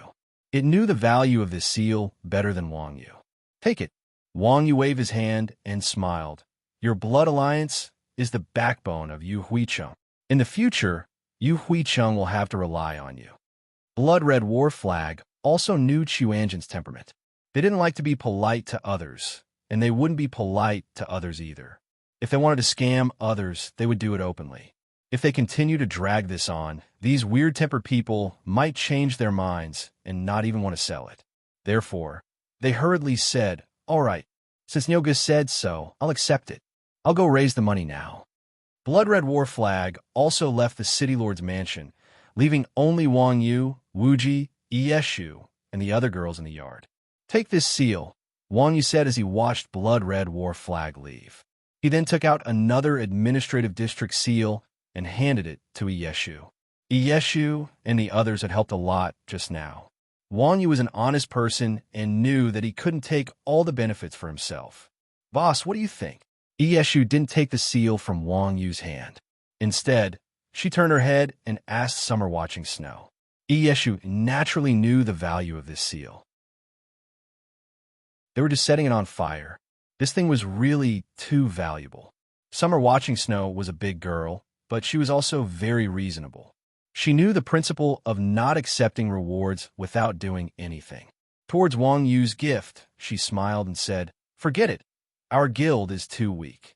Even if we have a seal, we might not be able to defend the city. When the time comes, we'll still have to sell it. How about Nyoga? You sell it and give us some of the money. Summer Watching Snow was right. There was a saying that the world belonged to those who were capable. It was the same in the game. Once a guild challenged the guild of the city manager, the final winner would obtain the management rights. From this, it could be seen that something like a city wasn't just a seal. One had to have the strength to match it. Because of this, the smaller guilds that found a management seal didn't dare to use it themselves. After all, they had worked so hard for a long time. If they were beaten up by a big guild and taken away, wouldn't that be too cheap? Therefore, the more valuable a city was, the more it was like a hot potato for the smaller guilds. This was also why the smaller guilds were selling their seals at such a low price. Otherwise, how could the management rights of a city only be worth 100,000 to 200,000 gold? Summer Watching Snow's guild was called Windflower Snowmoon. Just from a name, one could tell what kind of group it was. Even though it had 500 members, the ratio of female players was too high. Most of the male players were infatuated with the female players. Their combat strength probably couldn't even compare to a group from a big guild like Blood Red War Flag. One had to know that the game was a competition. The administrative district was such a big piece of meat. Without sufficient strength, if someone started a guild war against you, you could only surrender. Even if you survived the guild war, there were still city wars and national wars in the later stages of the game. If you didn't have enough strength, you would be defeated sooner or later. The leader said that political power came from the barrel of a gun. That was the truth, summed up from experience. All right, Wang Yu had been in the game for so long. Of course, he understood this principle. Since summer watching snow said so, Wang Yu could only nod and put the seal away. As the biggest winner of this trial, Chuanjin's reward from the city lord was quite generous. Other than a mansion, Wang Yu also had the right to dispatch guards. In fact, Wang Yu could also dispatch guards in the past. However, Wang Yu had to take the initiative to find the guards. Now that he was successful, the guards were on call. The strength of the guards didn't need to be mentioned. They were all heaven-defying existences. Even though Wang Yu's deployment rights were limited to within the city, it was still quite impressive to order these guys around. In addition, Chuanjin also directly controlled the entire Yu Huiqing's tax collection rights and the authority to adjust the tax rate. Currently, Yu Huiqing had nearly 400,000 people. The daily consumption was astronomical. Even though most of the tax money had to be invested into the maintenance of the main city and the guard salaries, Chuanjin still had an extra income. It was basically equivalent to paid work. However, the role of the city lord wasn't to make money. It was to serve the people and solve problems for the people of Yu Huiqing. With so many NPCs in Yu Huiqing, there were countless trivial quests. The former NPC city lord didn't leave the city, so he could help the player city lord issue those trivial quests. As for the player city lord, he had to take on the responsibility of protecting the city. It wasn't easy to be a city lord, not to mention the fact that guilds in the same city coveted the position of city lord. Other cities could also launch attacks at any time. There were internal and external troubles. If the city was lost, it wouldn't be as simple as losing the city. Of course, Chuanjin still had a lot of influence in Yu Huiqing. There were no internal troubles for the time being. As for external troubles, Yu Huiqing was the only player city in the entire game. The NPC city lord wouldn't take the initiative to attack a main city with a city lord. Therefore, Chuanjin could still be free for a period of time. Chapter 926. On Yu Huiqing's side, Chuanjin's people were calm. Taking down the main city was just a surprise. After the novelty wore off, they went back to doing what they were supposed to do. Even Wang Yu, the city lord, had run away. At this time, the forums in the game were once again in an uproar. City lord. Everyone hadn't even confirmed the management of the city, and someone had already taken the position of city lord. This was simply unbelievable. Iron Ox, it's that Iron Ox again. Isn't he from Chuanjin? Ever since the game opened, Wang Yu had been on the game announcements many times. Those who were slightly familiar with him would know which guild he was from. Chuanjin was a notorious guild in the gaming circle. They had always been small in numbers, and it was common knowledge that they didn't have many members. If a player from a famous guild like Blood Alliance took the position of city lord, it would be reasonable. However, for a player from such a small guild to take the position of city lord, even if everyone knew that Wang Yu was an expert, it was still unbelievable. After all, a man's wealth was his own ruin.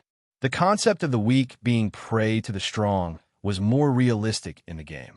A small guild dared to become a city lord. Wasn't that just sending food to the enemy? Therefore, there were all sorts of voices on the forums. Some said that Chuanjin had a backer. Some said that Chuanjin didn't know what was good for them. And some people with bad intentions said that they wanted to go to Yu Huiqing and take down Chuanjin. Of course, these were all keyboard warriors. They were only good at the keyboard. If they really had the ability to do such a thing, they definitely wouldn't spread it around. The forums all treated Yu Huiqing as an imaginary enemy. At this time, Yu Huiqing's city lord, Wang Yu, was strolling in front of the blacksmith shop. In the eyes of the other guilds, Chuanjin was just a small group. In the eyes of Yu Huiqing's players, they were the true leader of Yu Huiqing. Not long ago, the little blacksmith chopper 345 had been dragged away by the Chuanjin sect. This news had already spread like wildfire in Yuhui City, and as a result, the blacksmith profession had once again become popular. The blacksmith shop's business was even more prosperous than before. At this time, the entire blacksmith shop was filled with people inside and outside the shop. They were all ordinary blacksmiths who wanted to make a name for themselves. Wang Yu was the #1 celebrity in Yu Huiqing. especially in the blacksmith shop. These grassroots blacksmiths who were permanently stationed in the blacksmith shop could not be more familiar with him. Seeing Wang Yu coming over, everyone made way for Wang Yu from afar. Nyogu is here again. Is he going to forge another divine artifact? You can use my stall. I'll be your assistant. Does our Chuanjin still lack blacksmiths? A series of greetings could be heard everywhere. They were all people who wanted to work for Chuanjin. What they didn't know was that the reason Chopper 345 was chosen by Wang Yu was because of his outstanding skills and nothing else.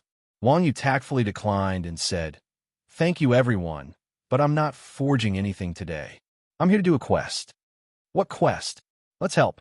Experts were always welcomed, especially experts like Wang Yu. Seeing that Wang Yu had such a good temper, everyone expressed their willingness to help with the quest. No. Wang Yu wiped the sweat off his forehead. There was a saying that good news doesn't leave the house, but bad news travels 1,000 miles. This quest was related to the former city lord's dirty laundry. Wang Yu wasn't a big mouth, so how could he go around announcing that the city lord was NTR'd? After squeezing through the crowd, Wang Yu arrived in front of Simba. Simba was still in his half-dead state.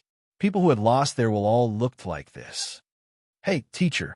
Wang Yu took the initiative to greet him. Simba looked up and saw that it was Wang Yu standing in front of him. He asked, "Oh, it's you. Did you bring alcohol?"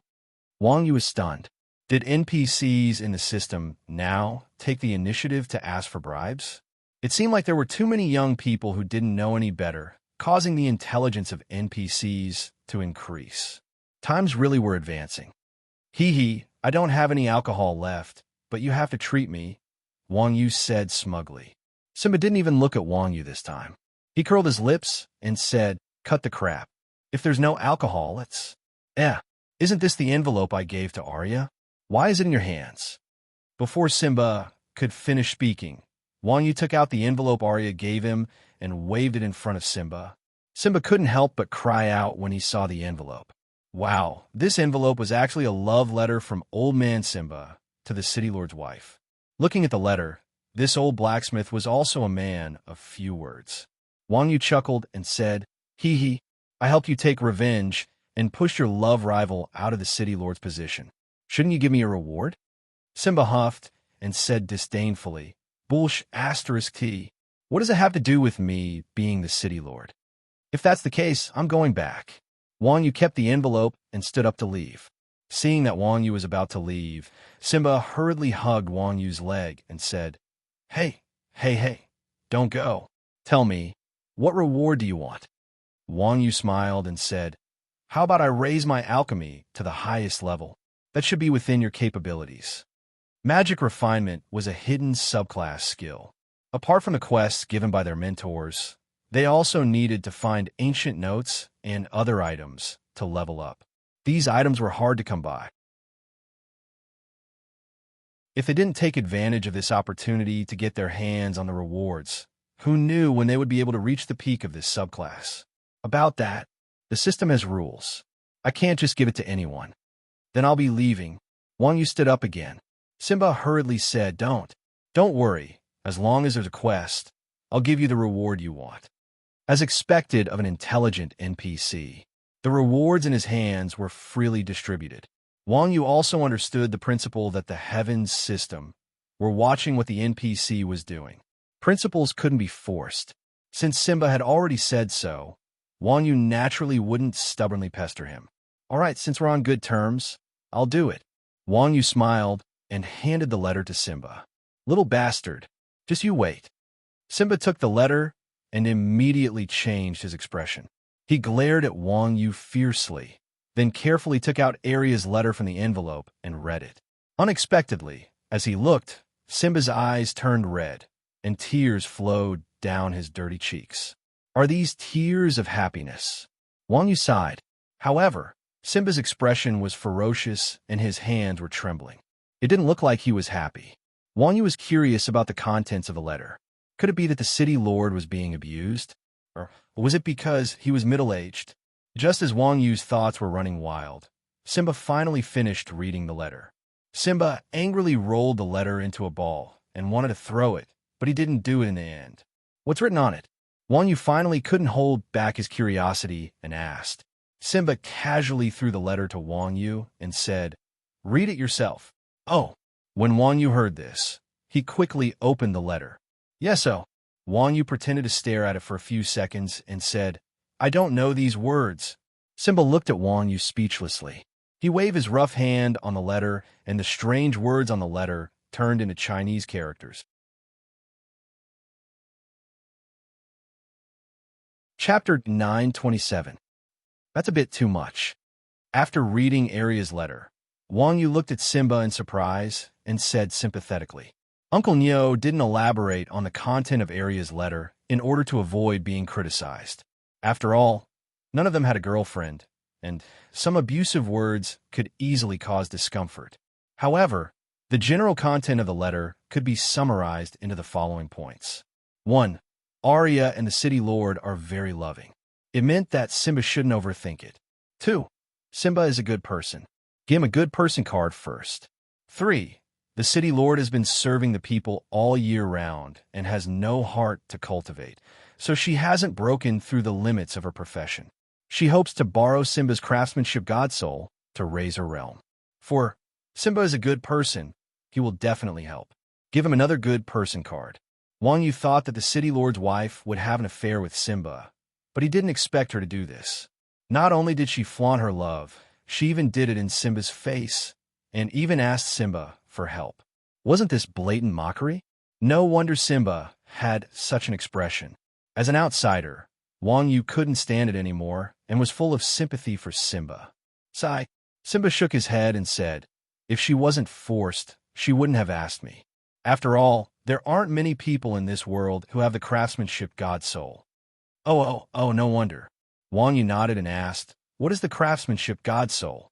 Simba said, "It's the power of a god. With the craftsmanship god soul, I am a true craftsmanship god. Not only can this power increase the realm of blacksmithing, it can also increase the realm of the profession.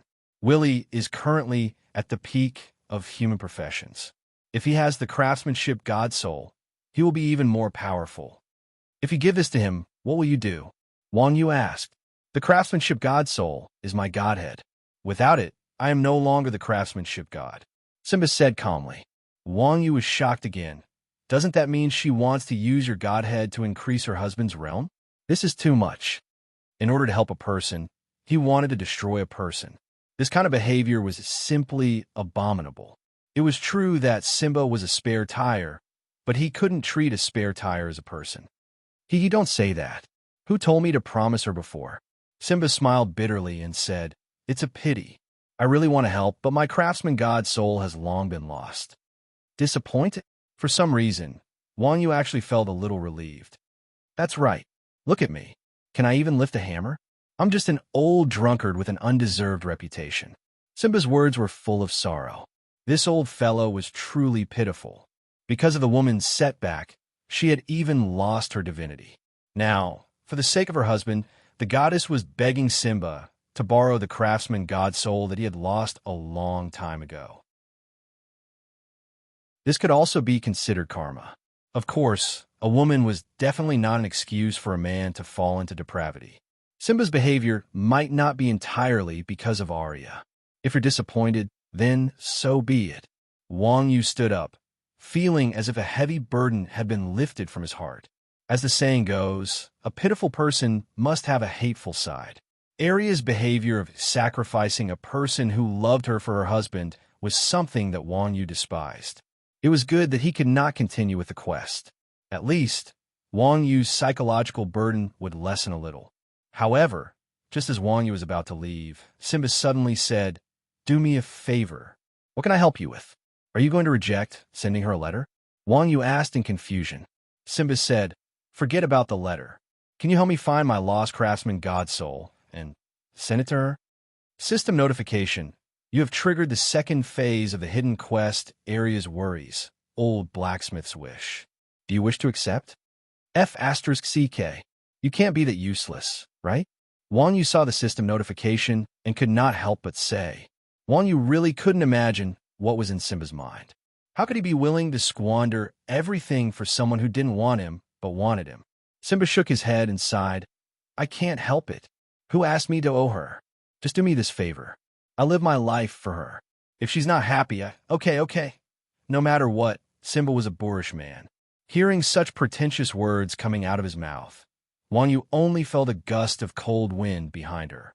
She hurriedly interrupted Simba's whining and helplessly said, I promise you. After saying that, Wang Yu accepted the quest. System notification. You have accepted the second phase of the hidden quest Area's Worries, Old Blacksmith's Wish. Quest rank, S. Quest background. Arya is the person Simba has always admired. Simba is willing to go through fire and water for her. Arya's husband, Willie, is a famous expert. He is also the most promising person to break through the limits of the human profession. However, when Willie was young, he fought with others and damaged his foundation. If he wants to break through the limits, he needs external help. It is said that the spirit of the craftsman god can be used to increase his realm. Quest requirement. Find the spirit of the craftsman god for Arya 0 of 1 inch. Looking at this mission notification, Wang Yu's heart was filled with displeasure. Unfortunately, Simba's spare tire had been prepared. Wang Yu was, after all, Simba's successor. No matter how displeased he was, he had to fulfill the old man's wish. Not to mention, there was a reward. By the way, where did you drop the spirit of the craftsman god? Wang Yu asked. The spirit of the craftsman god sounded like an illusory thing. The world of rebirth was so big. Finding it was like looking for a needle in a haystack. I don't know either. I asked you to look for it because of your ability. Simba shook his head. If he knew, would he need someone else's help? You don't even give me a clue. How am I supposed to find it for you? Wang Yu pursed his lips and held back his vulgarities. He really wanted to cancel the quest. Do you have the heart to disappoint a widower like me? Simba's face was filled with sorrow. Forget it. Don't flatter yourself. You're just a single old dog, Wang Yu said disdainfully. Although he said that, looking at Simba's pitiful look and thinking about the quest reward, Wang Yu could not bear to cancel the quest in the end. I'll just treat it as filial piety for this old bachelor. After all, I'm the only disciple of this old bachelor. That was what Wang Yu thought. All right, I'll think of a way myself. However, I have to correct something you said. Wang Yu stared at old Simba and said. Simba said blankly, what is it? Wang Yu acted like a Casanova and said, I don't know if an NPC like you can understand it. However, I have to tell you that you don't owe Arya anything. On the contrary, she owes you quite a lot. After acting cool, Wang Yu ignored the confused Simba and ran out of the blacksmith shop. Yup, running after acting cool. This was Wang Yu's usual style. Chapter 928. Running out of the smithy, Wang Yu immediately felt depressed again. The world was so big. Where could he find Simba's god of craftsmanship soul? Damn it. Simba didn't even know how he became useless. He had no clue at all. While he was in a dilemma, Wang Yu came to the alley opposite the smithy. Now, what am I doing here? Wang Yu looked up. Isn't this Old Man Hermit's territory? Wang Yu was hesitating if he should greet Old Man Hermit, but Old Man Hermit came uninvited and rolled to Wang Yu's feet like a dead dog. Wine, do you have wine? Old Man Hermit's face was pale. He stretched out his trembling hand and asked, what's going on? This designer definitely has a grudge against old people. All of them are like this, Wang Yu muttered, took out a bottle of wine from his bag, and gave Hermit a big gulp. Io, it's you? Why do you want to see this old man? When Hermit saw that the person in front of him was Wang Yu, he chuckled, wiped his mouth with his dirty sleeve, and asked longingly, Teacher, you are also a grandmaster.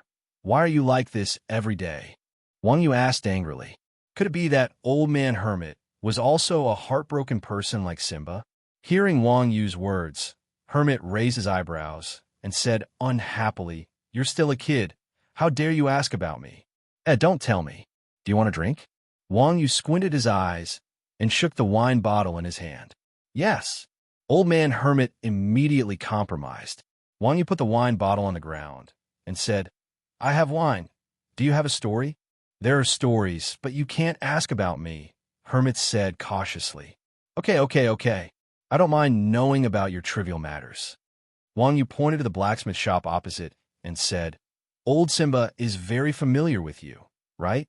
In fact, Wang Yu knew that these two old men were drinking buddies. Yes, it's all right. Hermit nodded. Tell me, when did he lose the craftsman god's soul? Wang Yu asked. Hermit picked up the bottle and took a big gulp. Godhood is a very noble thing. Only the bravest and strongest warriors deserve it. Look at old Simba. Of course, he didn't get it when he was at his most decadent. When did he become decadent? Wang Yu asked again. As soon as Wang Yu said this, Hermit's eyes suddenly became deep. He hugged the bottle and said thoughtfully, Men will only become decadent when they are in the most pain and sadness. Oh, so you've been in pain and sadness before? Wang Yu began to stray from the topic. It's a long story. Back then Kid, didn't you say you wouldn't ask about me? Hermit was about to say something, but he immediately reacted. Hee hee. Wang Yu laughed and said, Don't mind these details. Speaking of which, when was Simba the most sad? Hermit curled his lips and said, You can ask him. He didn't tell me. But looking at his behavior, you should know that it must be because of a girl. That good for nothing. This old man is still the pot calling the kettle black. I really don't know what right he has to laugh at others. Wang Yu thought he could get something out of Hermit, who knew that after chatting for a while, he realized that Hermit and Simba were just pure drinking buddies. He also didn't know much about Simba. In the end, other than asking about the nonsense that men tend to become decadent when they are sad, he knew nothing else. Helpless, Wang Yu threw 2 bottles of wine to Hermit and walked out of the alley. He tried his best and asked in the Chuanjin channel, If you guys encountered a relationship problem, when would you be the most sad? Hee hee, I don't have a girlfriend. Sure enough, this was the Chuanjin sect's unique style. This group of animals were always showing off their superiority. What about Brother Chun? Aren't you married? Chun Xiang. Wang Yu circled Chun Xiang. Chun Xiang said proudly, How could I have a relationship problem? My wife kneels when she gets angry. Oh, that bad asterisk SS? Wang Yu was shocked. He didn't expect Chun Xiang to be so arrogant at home. Of course, my kneeling skills are not for show. However, the next sentence revealed Chun Xiang's true nature. Wang Yu was stunned by Chun Xiang's unique style. Wu Ji tried to stir up trouble. Qing Xue, didn't you have an affair with old cow in the past? Why don't you say something? Do you want to die? Yang Na sent a murderous emoji in the channel. Wu Ji chuckled and disappeared. At that moment, Mu Zixin, who hadn't spoken much in the channel, suddenly said, I think if I were to be sad, it would be when you get married to someone else. I think I would be in despair at that time. That's right. Sister Nio is right. Bao San suddenly chimed in. What are you talking about? We'll never be separated. I love you so much. Wang Yu heard Mu Zixin say that and shuddered. He began to shamelessly show off in the group. F***ck off, you two. Seeing this, Wu Ji did not hesitate to mute the 2 of them, returning peace to everyone. Although he was muted by Wu Ji, Wang Yu had a clue because of Mu Zixin's words. It seemed that Simba's depression had something to do with Arya's marriage. Thinking about this, Wang Yu quickly ran to the mayor's manor. Willie was working in the main hall of the mayor's manor, but his title had changed to acting mayor. Ignoring Willie, who was busy helping her, Wang Yu ran to the backyard. She found Aaliyah, who was sitting there in a daze, and asked, Did you tell Simba when you got married? Why are you asking? Arya asked cautiously. Do you think I want to ask? Wang Yu didn't give AI Leah any face either. In any case, he was very against this mission that had a wrong view of the world. I did, Arya said calmly. He went to the wedding too. I clearly remember Simba sitting in the corner, crying his heart out. He even got drunk in the end. I let him down. Although Arya said she was sorry, her tone did not sound apologetic at all. Instead, she sounded proud. This made Wang Yu a little angry. It's good that you know you've let him down. Wang Yu looked at AI Leah with disdain, then asked, Where was the wedding held back then? The City of Hope. Arya's face was filled with happiness. As soon as Arya finished speaking, Wang Yu received a quest change notification. Quest changed. Beauties are often fickle. Heroes fall for the charms of beauties. The noble godhood will naturally not follow a useless person with no ambition. In the City of Hope, God of Craft Simba has become immortal. Quest objective: go to the City of Hope and find Simba's God of Craft soul. As expected, Simba's decadence was directly related to Arya. He really did not know what this woman was thinking. Why did she invite Simba to her wedding? Was it to make Simba give up? Or was it because Simba was a spare tire? Was she pitying him? Could it be because of the gift money?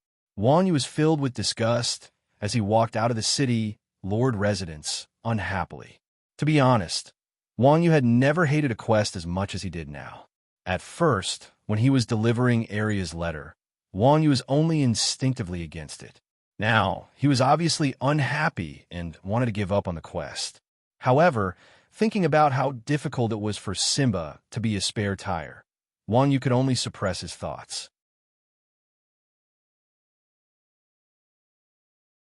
Chapter 9:29. The City of Hope was a city of light located at the border between the Dark faction and the Light faction. It was said that at the end of the War of Gods and Demons, the allied forces of the Light faction and the Neutral faction achieved a great victory here and saw the hope of victory. Hence, it was named the City of Hope, also known as the Chosen City.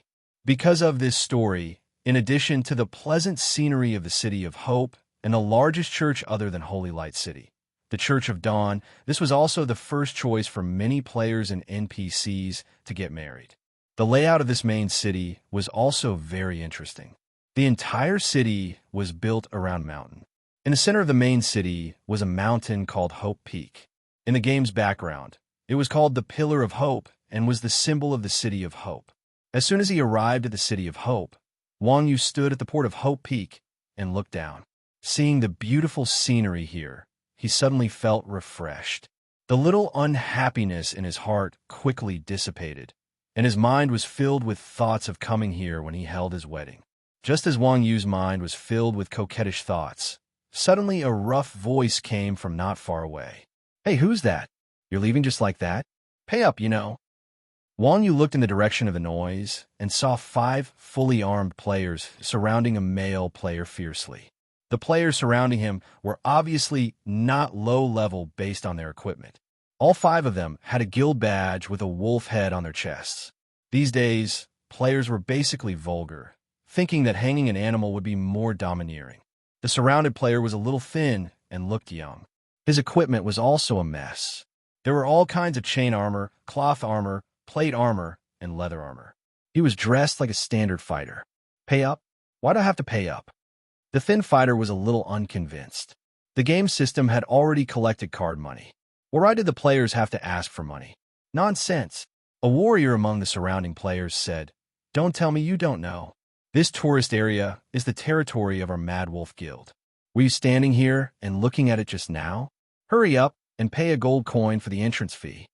Meow. So it turned out to be a group of people who surrounded the tourist area. I didn't expect such an industry to exist in the game. As a foreigner, Wang Yu was really ignorant. However, based on how proficient the Mad Wolf players were, it was clear that they were professionals in the real world. The Grandmaster of Combat also knew that he had met an unreasonable person. With a face full of grievance, he said, "No one told me to collect money before this." "Nonsense. How are we going to make money if I tell you? Hurry up, or we'll throw you down," the Mad Wolf players said eagerly. They didn't seem to be faking it. Although there was no sense of pain in the game, the height here was so high that a normal person would probably be scared out of their wits if they were thrown down here. As long as they hadn't just come out of the beginner's zone, most people would have a few gold coins on them. No one would be willing to experience the cycle of life and death for such a small amount of money. The Grandmaster of Combat shuddered at his words and reached for his pocket with trembling hands. Seeing the Grandmaster of Combat's pale face, Wang Yu could not help but ask, "Aren't you afraid of being reported?" No matter how much of a bastard the people of Chuanjin were, they earned their money with their own abilities. No one had ever done such a heartless thing. Hee, sticking out like a sore thumb? I dare you to report us. The leading warrior from Mad Wolf turned his head and laughed fearfully at Wuji. He looked at everyone around him with disdain. This was the port area, and there were many people coming and going. However, Everyone seemed to know what kind of people Mad Wolf was. Seeing them bullying someone, they didn't even watch the show. Forget it, 1 gold coin it is. I can't afford to offend people like you. Can I? The Grandmaster of Combat saw that the Mad Wolf players wanted to make things difficult for Wang Yu, so he quickly took out a gold coin and handed it over.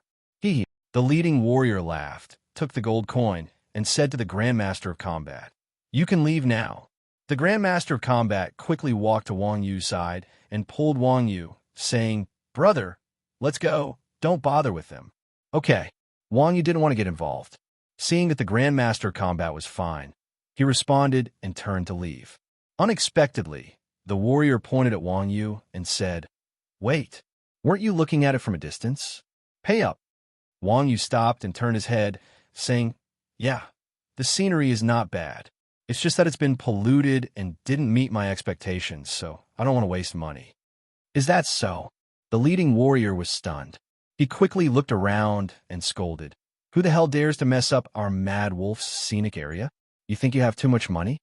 "One honest guy." Wang Yu was stunned. One of the warrior's lackeys tugged at his shirt and said, "Boss, he's calling us trash. You dare to call me that?" The warrior finally reacted and glared angrily. Wang Yu scratched his head, ignored the warrior's roar, and turned to leave. F***CK. Are you looking down on me? Being ignored by Wang Yu, the warrior's anger rushed to his head. He kept his sword behind him, lowered his head, and charged at Wang Yu. "Brother, be careful." Seeing this, the Grandmaster of Combat was shocked and hurriedly warned Wang Yu. Wang Yu didn't even turn his head. He slightly tilted his body and dodged the warrior's charge. He then moved his right hand to the side and changed the direction of the warrior's charge. Finally, he pushed hard on the warrior's butt, and the warrior couldn't help but fall to the side. This was the peak of the mountain, and beside Wang Yu was a cliff. Then there was a scream, and the warrior lost his footing and fell down. Seeing Wang Yu push the soldier down with just a raise of her hand, everyone was dumbfounded.